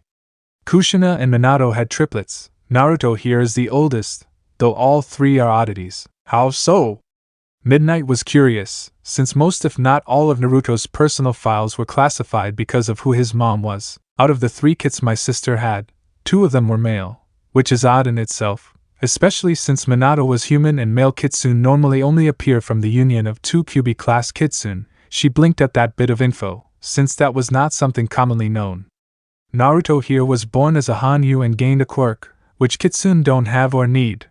His brother Menma was born a full-blooded Kitsune, already with 2 tails, something that doesn't happen very often. She nodded, showing she was following along and understood. She had heard that when a Kitsune is born, If it has two tails, it was a sign of good luck for the family. Though she only knew of about 10 twin-tailed kitsune born within the last 20 years. His sister, Naruko, was also born with 2 tails. That doesn't explain why he's so nervous. Kurama chuckled at her question, since the answer was really funny. It also doesn't explain why no one knew he had siblings. The reason no one knows about his siblings is because after Minato's death, they were both sent to Kagaya's shrine to be raised and trained. He chuckled again as the torii gate began to glow.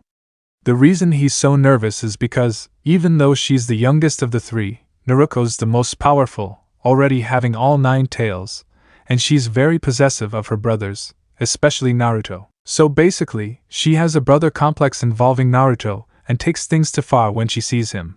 Kurama nodded at how well she summed up the situation. You know, it's rude to talk about other people, Naruto said, having calmed down after Konoha whispered to him that Menma was in Russia and Naruko was in Hawaii, both on training trips away from the island. Anyways, let's get this over with. We only have 2 days there, so we should make them count. Taking a deep breath, Naruto pointed at the torii gate, which began to glow, before stepping through and vanishing from sight. Wow, this place is amazing. Naruto chuckled at the awestruck looks that Aiko, Momo, Mina and Midnight were wearing as they exited the torii gate, followed by Kurama. I guess it's pretty nice. Naruto glanced around.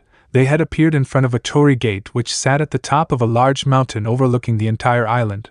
Below them was a rather small city which stretched along the coastline with a large mansion sitting on a cliff overlooking the sea. Many of the kitsune who live here enjoy it since they can be themselves. That, and they can use their powers as much as they like without a cop or pro breathing down their neck until they show them their kitsune license. The 4 newcomers nodded in understanding. After Kushina's rampage, all kitsune were required to get a license in order to live among normal people. Man, I wish I had brought a swimsuit, Mina pouted as they 6 began descending the mountain. We could have spent some time on the beach, maybe get a tan while we were at it. There are a number of shops that sell designer swimsuits. Mina looked excited at the news. While this place may be separated from the rest of the world, that doesn't mean that it's cut off from it. The inhabitants of this island grow and change along with the rest of the world. At Kurama's words, a girl on a moped waved at them as they reached the bottom of the mountain, while another was reading something on one of the newest smartphones that had just recently hit the market. Yeah, and new travels really fast here, Naruto grumbled as many people stopped what they were doing just to watch them group pass, many whispering to each other excitedly and pointing. Sigh, it's like this every single time I come here, everyone pointing and whispering, it really gets annoying. Chuckling at Naruto's annoyed expression, the group began making its way towards the rather large mansion on the cliff, though as they went the 4 newcomers noticed a number of things that many would consider odd. First, while there were only a handful of male kitsune in the world, it seemed that none were on this island. Second was that everyone they passed would stop and stare at them, before gathering into groups and whispering excitedly to each other. Another odd thing the 4 noticed was that all the girls who appeared to be between 15 to 30, all appeared to glare at them, not in a hateful way, just a jealous glare, though most of the glares were directed at Naruto. Is there a reason everyone seems to be glaring at you, Naruto? Momo asked as she glanced around, a small shiver running down her spine as the glares seemed to intensify. Sigh, they're glaring because they can smell my scent on you 3 and they're all mad that I claimed you 3 as my mates and not them. A small chill ran up his spine, prompting him to walk faster. So, those are his mates? A tall woman asked as she observed Naruto and his group as they made their way to her home. Yes, the 3 girls are classmates of his, and the older woman is one of his teachers, another woman said, looking at the folder in her hands. The first girl is Momo Yaoyorozu, age 15. She has the Quirk creation, which allows her to create anything from the fat in her body as long as she knows how the object is created and its atomic structure, though it's limited to non-living objects. That could prove useful in the future, the woman said with a perverted giggle, thinking of all the ways she could use this girl's quirk, ignoring the deadpan look she was getting from the other woman. Sigh, the second girl is Achiko Uraraka, age 15. Her quirk is zero gravity. It makes whatever she touches lose its gravitational weight, enabling it to float, though when she joins her fingers the pull returns. The second woman read of the information they had on Naruto's mates, and she was rather intrigued by this girl's quirk. Zero gravity. That sounds similar to Nagato's first tale. The first woman must, as she remembered the kitsune when he was first learning to use his powers. You're right, though hers are vastly different. The woman flipped the page to the next file. The last girl is Mina Ishido, age 15. Her quirk is acid. She is able to create a powerfully corrosive acid from anywhere on her body, and because of her, Naruto's newest tail allows his to also create acid. So, he inherited her power after they mated. Interesting. The woman glanced at the three girls before her eyes moved back to Naruto, wondering if he could also gain powers similar to the first two girls or if the acid was purely coincidental. What about the last woman? She seems rather familiar. That would be Namuri Kiyama, better known as the rated hero Midnight, age 30. Her quirk is known as somnambulist. She emits a powerful sleeping gas from her skin, though it works faster on men. Oh, I remember now, she's one of little Shina's friends. From back when Minato was alive, she remembered Kushina telling her about the woman and the effect she had on men. Yes, she was one of Kushina's female friends along with Rumi Yasujiyama, Ryuko Tatsuma, Shino Sosaki, Ryuko Tsuchikawa and Tomoko Shiritoko, all of whom are pro-heroes and have helped Naruto as he was growing up. The first woman smirked as she recalled seeing the women as they all helped Naruto in their own unique way. Well, shall we go and greet our guest? With a nod from the second woman, the two left the room they had been sitting in. As the group of 6 approached the mansion, a small amount of tension began to fill the air, as nerves about meeting the ruler of Kitsunes began to set in. Naruto, is it always like this when meeting with this Kagaya person? Momo asked, trying to break the tension in the air with some light conversation. If you're referring to the tension in the air, then yes. Naruto swallowed the lump in his throat. I've met Kagaya a few times, and every time there seems to be some strange tension in the air, though for some reason it always seems to lift when you actually meet Kagaya. I wonder why that is. Achiko glanced at Kurama, wondering if he knew, only to gain a large sweat drop as he shrugged his shoulders. Well, you can ask her yourself, seeing as we're here. The 4 female members of the group gaped at the size of the mansion in front of them, before their eyes landed on the 2 figures waiting patiently at the gates surrounding the grounds. The first woman appeared to be in her late 30s, with long flowing red hair that fell past her shoulders like a waterfall and deep violet eyes which held deep affection in them. She was wearing a black kimono with white trimming and was smiling warmly at them. The second woman was, in a word, mesmerizing. She appeared to be about 20.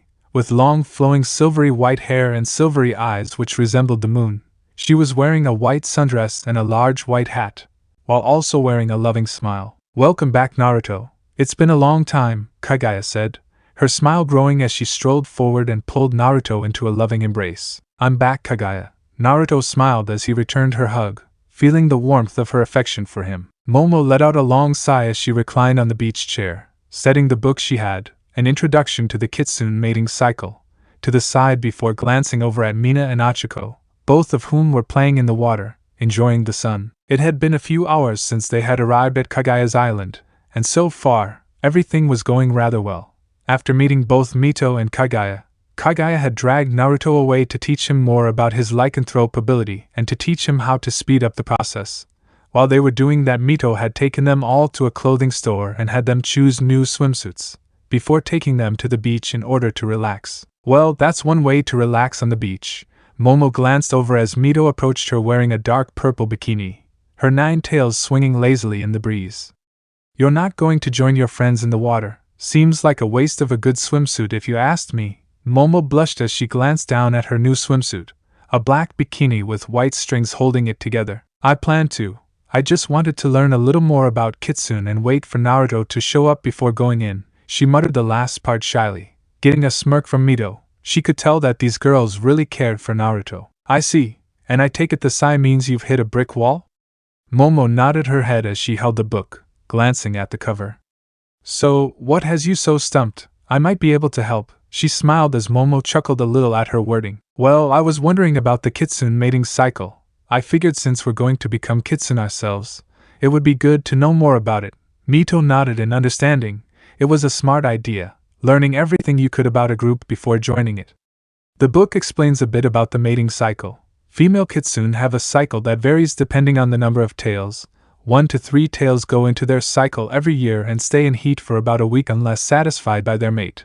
4 to 6 tails go into heat every 3 years, 7 tails every 5 years and 8 tails every 10. Well, that's the basics. Mito could see the annoyance in Momo's expression as she glared at the book.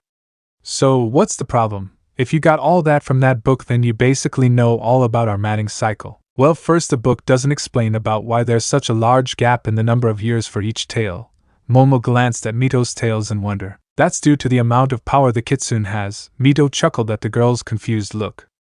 A Kitsune's mating cycle is dependent on the number of tails they have, which indicate their level of power. When a Kitsune reproduces, we lose a lot of power in childbirth, which is used to help the infant grow. The more tails we have, the more power is used, and the longer it takes our bodies to accumulate the power the infants receive. I guess that makes sense. The book did mention that female Kitsune have a secondary source of power. Momo held a thoughtful look for a few seconds before moving on. The book also fails to talk about why it takes years before Kitsune can have another mate after one dies. Mito gained a far-off look at that question. It was not an easy answer. Sai, in simple terms, for Kitsune, our mates are like a drug to us. Our bodies become dependent on them for a number of reasons. When they die, the years between mates is like a rehab, as our bodies adjust to not having them, as well as preparing for a new mate. The less tails you have, the easier the rehab is. But the more tails, the more your body need them, the longer it takes for your body to adjust. Momo was quiet for a number of minutes as she digested what Mito had told her, as well as trying to imagine what that must be like. She shuddered at the thought. Now, if that's all, then we should go and enjoy the water with your friends, since I don't think Naruto will be showing up anytime soon. Letting out a sigh and nodding in agreement, Momo followed Mito towards the others. Damn you, Konoka, I'll get you for this, Naruto thought as he swallowed the lump in his throat at the sight of the person sitting in front of him. A small smile, that promised a lot of pain later, painted on their face. After greeting Kagaya and Mito at the front gate, Mito had led Momo, Mina and Achiko to enjoy the beach, while Kagaya led Naruto away in order to tell him how to speed up the transformation, which was actually quite simple. All he had to do was mate with them while in his Kitsune form, which was a special form all Kitsune gained after getting their second tail. With the explanation out of the way, Kagaya said she had surprise waiting for him before leading him to his current situation. Sitting in the room he had just entered was none other than his twin sister Naruko. Like Naruto, Naruko was rather tall, with long blonde hair that reached the middle of her back, piercing blue eyes, and stood at an even 6'5". She was wearing a black yukata with a blue flame pattern spiraling up from her feet, while her 9 tails slowly waved behind her. Hello Naruto, it's been a while. While her voice was calm, Naruto tensed, glancing around for an escape should the need arise. You can stop looking for an escape. Lady Kagaya was kind enough to give us a private room. At her words, the door behind Naruto closed with a snap. So, is there a reason you asked Lady Kagaya for a private room? Naruto flinched as Naruko stood up and stalked towards him, before surprising him by pulling him into a warm hug. To talk, why else? Naruto gave her a blank stare. Look, I know I can be a little overprotective of you. Naruko chuckled nervously as Naruto's blank stare continued.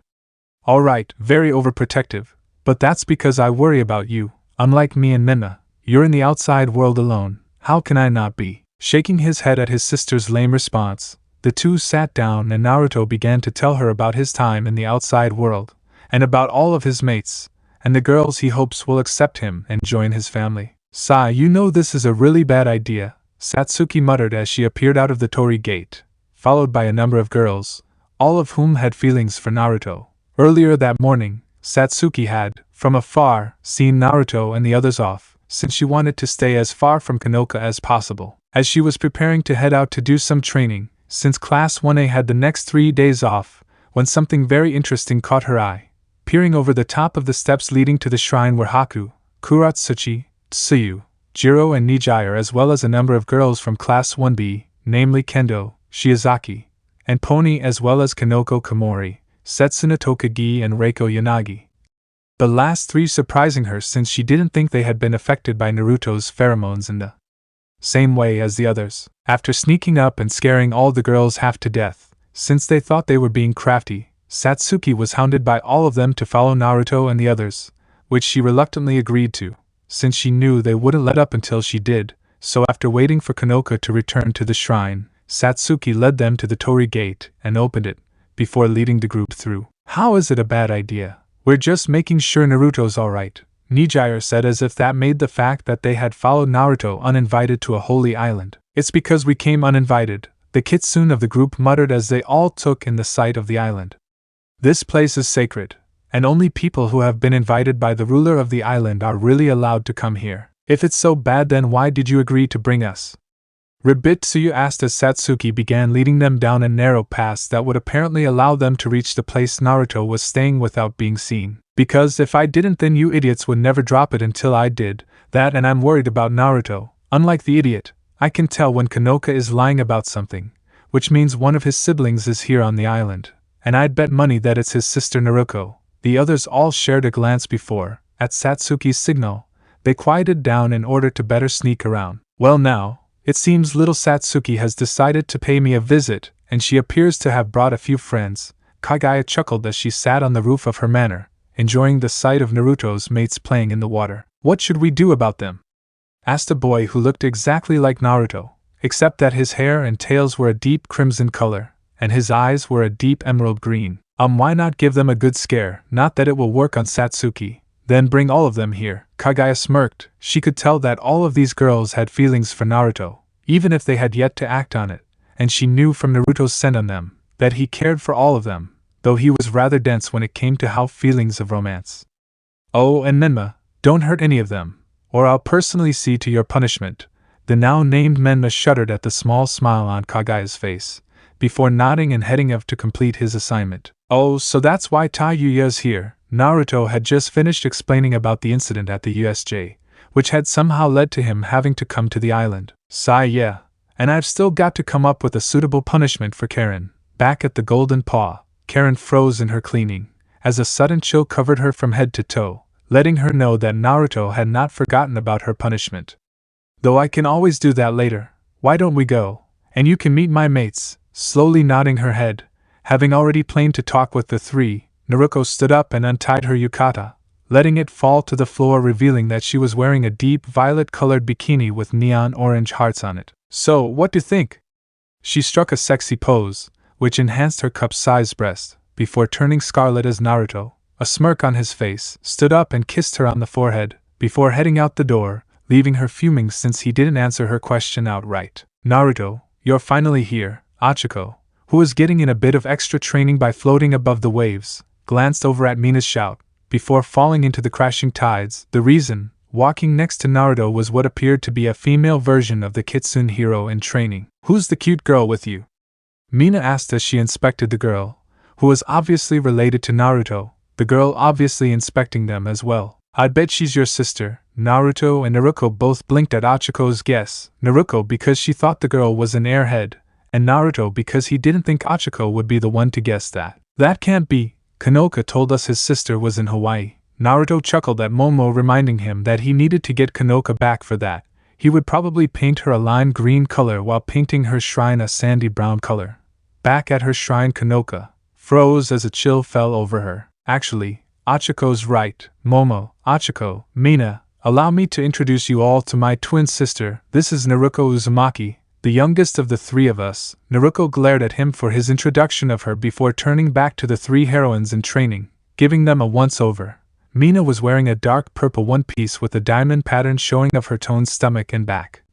Achiko was wearing a pink bikini with frills on her waist and breast. Momo was wearing a black bikini with white strings holding it together. It's nice to meet you. My name is Naruko Uzumaki. I hope we can all get along. She bowed her head in greeting, allowing the three of them to get a good look at her. Wow, I never thought we'd get a chance to meet Naruto's siblings while here, Midnight said as she approached the teens from the where she had been sunbathing, getting a blush out of Naruto, seeing as she was wearing a string bikini that barely covered her, showing why she deserved her title as the rated hero.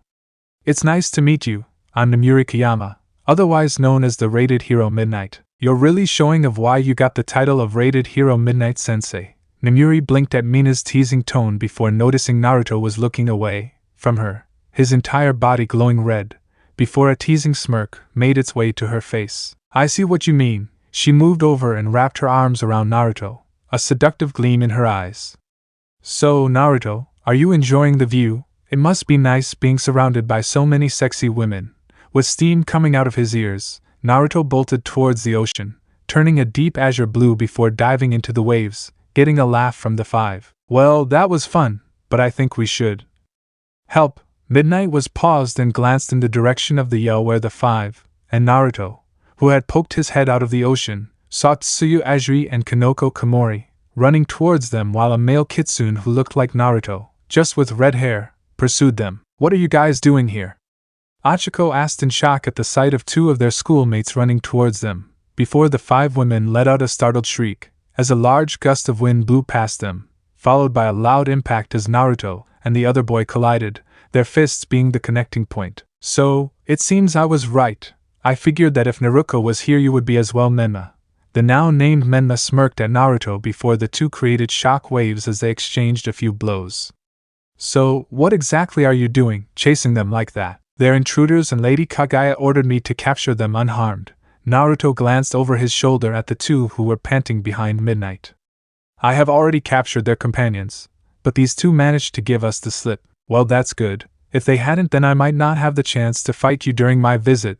The two boys exchanged matching smirks before both began clashing again, sending out shock waves and causing sand to explode into the air, which was drawing a lot of attention, seeing as a large crowd was gathering at the sound of the fight, before splitting into 2 groups, one cheering for Naruto while the other cheered for Menma. So, what exactly are you two of you doing here? Momo asked the two as Naruto and Menma clashed. That's what I would like to know as well. Midnight gave the two a small scolding glance. This island is sealed off from the rest of the world, and unless you're a Kitsune it's impossible to get here.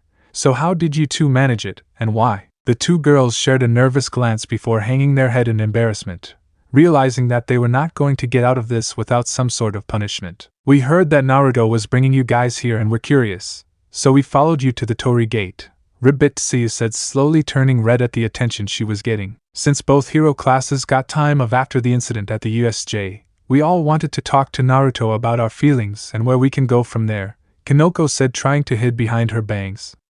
After watching all of you pass through the gate, we asked Satsuki to bring us here too, but we didn't know it was forbidden until after we got here. Naruko sighed. She should have guessed that Satsuki brought them. I'm guessing you were going down the narrowed path down the mountains when Menma and a group of vixens appeared and caught you, Menma probably fighting Satsuki before knocking her out. Both girls nodded at Naruko's accurate assumption. And none of the others with you were harmed? Again the two nodded, getting a long, tired sigh from the QB class vixen. I'm guessing you know, or at least have a guess, as to what's going on. Naruko again nodded, as she began rubbing her temples in annoyance. If Kagaya was planning what she thought she was planning, that would mean more competition for her brother's affection, not something she wanted to deal with. Tsuyu Ajiri stared wide-eyed, in both shock and arousal. The shock was that laying all around the large room she had been led to were all of the girls that had come to the Kitsune Island uninvited, as well as Naruto's sister, Naruko, Midnight, and the 3 that had been invited. The arousal came from the fact that all of them were out cold from pure pleasure, naked as the day they were born and all leaking Naruto's reproductive fluids. The reason for her reaction was rather simple. After Naruto and his brother had their spar, as they called it, the group had all been escorted to the large mansion on the cliffs, where they found Satsuki being scolded by the ruler of the island, one Kagaya Otsutsuki. Once Satsuki had been scolded, all the girls had been led away to a room to await punishment from trespassing on sacred ground. Once they were all in the room, they waited for about an hour before Kagaya herself had come to explain their punishment, which would normally have been execution. However, due a unique trait Naruto had, they would be given community service until Naruto returned to UA. Though the condition for the community service was that they all had to become Kitsune. After giving them their option, she escorted Satsuki away in order to let them discuss becoming Kitsune, since she informed them that if they did, there would be no way to return to normal. Half an hour later, Kagaya returned for their answer, and after all of them had agreed to become Kitsune, better that than death, she began leading each girl away, one at a time before returning for the next. The wait time was normally half an hour, though sometimes it stretched, with the longest time being an hour and a half. And now she knew why the time was so long. Standing in the middle of the room, currently deep inside an unconscious Kanoko, was Naruto, though he appeared to be different. He stood a little taller. She estimated he was close to 7 foot in height. From his waist down he was covered in sleek golden blonde fur with 7 multicolored foxtails waving around behind him. His hands were clawed with fur covering them to his elbow. His ears were pointed, and his hair was wilder. The most shocking thing about his new appearance wasn't the fact he appeared more feral. It was his eyes. They were glowing bright red with pure lust. I guess I should explain how your punishment is going to work. Tsuyu flinched at Kagaya's words, since what she was witnessing appeared to be more of a reward, in a perverted way. As I told you, Trespassing on this island without permission is normally punished by death. However, thanks to Naruto, you can become a Kitsune and the punishment will be changed to community service. But we all agreed to become Kitsune. Tsuyu's eyes widened as something she had read about in a book about legends from before quirks entered her mind. Does this have something to do with Naruto being a Hanyu? Very good. Yes, because Naruto's a Hanyu. He awakened an old ability that has long since died out, the lycanthrope gene. Tsuyu blinked at that. She had heard the word before somewhere but couldn't remember where or what exactly it was. The lycanthrope gene was most commonly seen through one specific species, the wolf, which is where it got its name, though they weren't the only ones to have it, just the most common. Werewolves, Kagaya smirked, impressed that the girl knew about the legendary yokai, since in this modern world with quirks most people didn't know about them, especially since the gene died out around the appearance of quirks, and the werewolf clans were driven to near extinction before the last remaining 100 migrated to a small island and erected a barrier around it, much like she had. The only difference being that they cut themselves off completely from the outside world. Very good, not many know the term, Tsuyu blushed at the praise. Yes, though as I said they weren't the only ones to have this gene. Sometime before the school year began, Naruto awakened it, which was reviled when he mated with your classmates Momo and Achiko. The first day of hero training, Tsuyu's eyes widened, so that's what happened when Naruto and Momo left during class. Yes, unfortunately Naruto had just started his mating cycle and took your friend, though she apparently agreed to it beforehand, though I doubt she expected it to happen so soon. She chuckled remembering when she heard about Naruto gaining this ability. We learned that when Naruto mates with someone, he transfers a small fragment of his power into them which slowly begins changing them into Kitsune, though the reason I called them here was to teach them how to speed up the transformation. Tsuyu blinked at that before something strange caught her eye. In the corner where Momo was lying next to Kendo, both girls had an extra feature that she had never seen before. A black Kitsune tail was slowly growing from Momo while an orange one grew from Kendo. Normally the transformation takes a while, though when Naruto mates with someone while in his Kitsune from the transformation happens within 24 hours of receiving the gene. Tsuyu gasped at that. That's why Naruto looked different. It was to speed up the process of turning them all into Kitsune. As part of the punishment, we gave each girl an aphrodisiac, in order to help with the process before locking them in here with Naruto, and each of them took it willingly, and you can see the results. Are you going to give me the aphrodisiac as well? Tsuyu asked, getting a small cup as an answer to her question. Because of your quirk, we have to use a different dosage on you, otherwise Naruto might accidentally hurt you, not something we want, since it would hurt Naruto as well. Tsuyu nodded, taking the cup which was filled with a pink liquid that smelled strongly of grapes, before downing the liquid and slowly walking into the room. As the door to the room closed behind Tsuyu, Naruto gently pulled out of Kanoko and sat her on the ground before turning to face his next mate. I am so sorry everyone. Naruto was standing before all of the girls, his head bowed in apology for what had happened the night before. It's alright Naruto, really, we knew what was going to happen, and we agreed to it, Haku said with a warm smile, trying to ease or erase any guilt he may have had. That may be true, but I'm still sorry, I had no idea that she would give you all a Kitsune aphrodisiac. He glanced at them all before a small tint of pink appeared in his cheeks, seeing as all of them were wearing bathrobes. Naruto, it's fine. Like Haku said, we were told it was coming, though I would have preferred it to be more romantic. Everyone chuckled a little at Nijire's choice of words. Still, it's cool that we're all Kitsune. Now you can train us as Kitsune. She's right, we also need to talk about how our relationship will progress from here, Shiozaki said, getting a nod from everyone. I mean, we've all talked at school, mainly during lunch, and we all know how we feel about you, but how do you feel about all of us? Naruto paled as the eyes of every girl landed on him, waiting for an answer. Honestly, I do care for all of you, and I'm glad you all agreed to become my mates, even if the circumstances weren't the way any of us desired. All of them gave a small chuckle at that. But I hope that we can all get along, and that each of you will allow me time to get to know you better personally. I think we can arrange that. Everyone turned to see Midnight entering the room with Mito behind her. I just got off the phone with the principal, letting him know that we now have more Kitsune in the school, and while I don't think he's upset, he does want to remind Naruto about taking responsibility for all of the girls here. Don't worry, I plan to. Everyone smiled at the confidence in his voice. As for those of you who came without permission, the principal and Lady Kagaya had a long talk about your punishment. All of the girls, minus Momo, Mina and Achiko, tensed, wondering what their punishment would be. Instead of community service, you will all have a week's worth of detention, during which time you will all go through intensive training to learn to control your new abilities. They all shivered at the sadistic smirk on her face. You will also be writing lengthy and detailed apology letter to Lady Kagaya for trespassing on sacred ground without permission from her or Naruto. Yes, ma'am. Naruto chuckled a little at the depression in their voice, and while he felt bad for them, there was nothing he could really do to help them avoid punishment. Good. Now that that's all taken care of, you all need to finish eating, then meet down on the beach.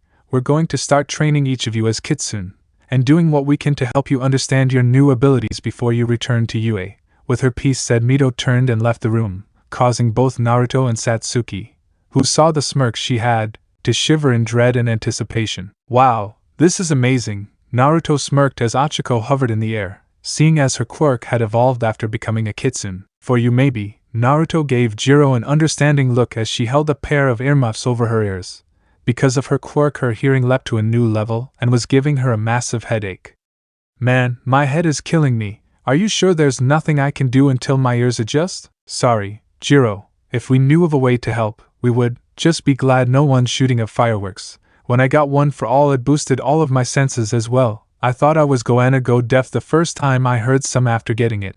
After changing them, he had told them all about One for All and its origin, which shocked them all, before explaining their theory about One for All activating the lycanthrope gene. Jiro brightened a little, remembering that Naruto had also gone through the pain of having his hearing enhanced. It made the pain she was feeling a little more bearable, before a sweet aroma filled her nose. Glancing at her feet, Jiro saw a strange white flower which was giving of a pleasant aroma that was slowly easing her pain. Does that help? Shiozaki asked as she approached them, getting a nod from Jiro. That good to hear. I'm not entirely sure which flower that is, but I know it gives of a pleasant smell that helps numb the senses. This particular breed aimed more towards sound than anything. Wow, that's cool. Naruto glanced at the flower in interest, enjoying the scent that was wafting from it. I take it this is from your powers evolving? Shiozaki blushed and nodded at the question. Naruto gained a small smile before glancing around at all of the girls training in their new Kitsune form, and their quirks. For some, such as Tsuyu, Mina, Haku, Kuratsuchi, Nijire, Kinoko, Reiko and Namiri, their quirks remained the same, so the practice getting used to their Kitsune forms. For the other, their quirks had all evolved with it, which would have happened over time, but the Kitsune transformation had speed up the process. Achiko's power had grown so that instead of having to touch everything, she could cause everything within a 5-foot radius of her to lose its gravity, though she became sick faster with more objects inside the radius.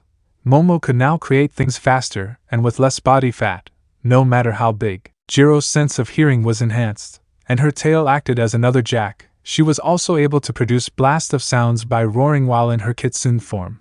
Kendo, while in her Kitsune form, was able to increase the size of her entire body, becoming a literal giant. Shiozaki was now able to grow different fruits and flowers on her vines, as long as she knew about the fruit or flower in question. Pony could now fire her horns at a quicker speed and control more of them at once, and Setsuna could now split her body for a longer period of time and was able to regenerate faster. So, Naruto, how do you think your mom's going to react to learning you now have 17 mates? Naruto paled at Mina's question as she hopped onto his back with a mischievous smirk on her face. Well, she's probably going to be expecting a grandkid from one of you sooner or later. At this, all of the girls stared at him. Their eyes widened, their faces glowing at what Naruto was saying hit them, and they began imagining themselves holding a baby with Naruto standing behind them, a smile on his face, before they each passed out from the blood rushing to their head. It was good to see you again, Kagaya. Kagaya smiled warmly as she personally saw Naruto and his new skulk to the Torii Gate. Though next time please refrain from scaring my friends. I make no promises. Naruto simply gave her a blank look before she pulled him into a deep kiss.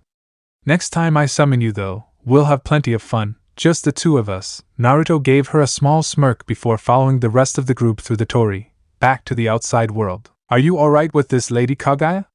Naruko asked from behind the 10-tailed Kitsune, who simply tilted her head and gave the young Uzumaki a small smile, before heading back to her mansion in order to watch her favorite show, Naruto. Everyone, morning homeroom is about to begin. Take your seats. Everyone inside Class 1A groaned. Ida started on his daily routine of order, especially since everyone was already seated. You know this really is getting old, Naruto sighed as he slumped in his chair, getting a nod of agreement from everyone. I'm only trying to help keep the class in order. Since you won't do it, Ida grumbled out, avoiding eye contact with everyone. And as I said when you all made me class president, I'm not interested in leading anyone. Everyone chuckled at that at the reminder before everyone glanced at the door. Morning, Mr. Aizawa, you're back. Everyone shouted in surprise since the last they had heard he was in bad condition. Talk about dedication. Yes, and it looks like you all have been keeping up with your training over the last few days. His eyes flickered around the room, mainly glancing at each of the girls in his class before landing on Naruto.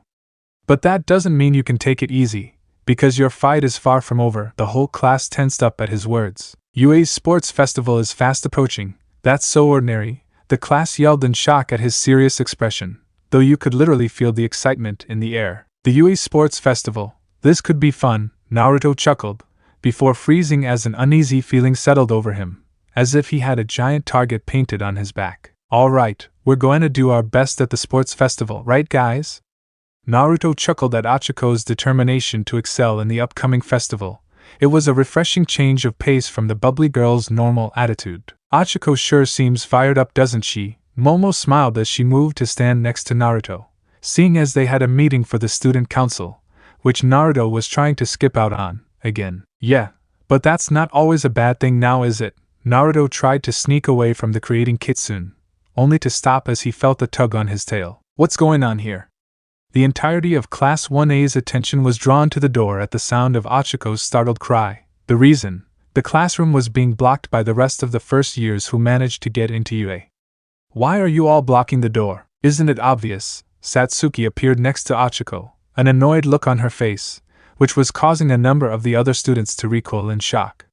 They're here to scout out the competition. She glanced over at Uraraka, before glancing at the rest of the class. We're the first years who survived a villain attack, not to mention the class with the first Kitsune in the school's history. We've already got a target on our backs and all of these losers want a glimpse of what they're up against. Then I say they should drink it all in while they can. Everyone turned to Naruto, whose eyes were glowing red in his excitement. The sports festival, while being a good way to show off our skill, is also one big test, with the chance for people who didn't make it into the hero course to join us. At this point Haku and Kuratsuchi, who had moved to stand behind Naruto, gained challenging smirks on their faces, their eyes glowing, bright white for Haku and bright red for Kuratsuchi. However, you would all do well to remember this, those of us who made it into the hero course, both Class 1A and 1B, worked our asses off to get here. So if you really think you have what it takes to join us, then by all means. But unless you come at us with everything you have, you should remember your place. With his piece, said Naruto, followed by Momo, Haku and Kuratsuchi, pushed past all of the other first years, who parted to let the four intimidating students through. Was that really necessary, Naruto? Momo asked in disapproval as they walked down the hall towards the student council room, the other two having left for their detention. Probably not, but didn't you see it? Momo glanced over, waiting for him to explain. There was a fire in the eyes of everyone that had gathered back there. That fire grew after my little speech. Her eyes widened in understanding before a small smile grew. Naruto was fulfilling his role as class president by inspiring people, and not just in his own class but in all of the others as well. The UA Sports Festival. I can't wait to see what happens. So this part ends here. Alright, that's it for today's video, guys. Let me know in the comment section how was the story. And also don't forget to like, share and subscribe. I will meet you in another video. Bye bye.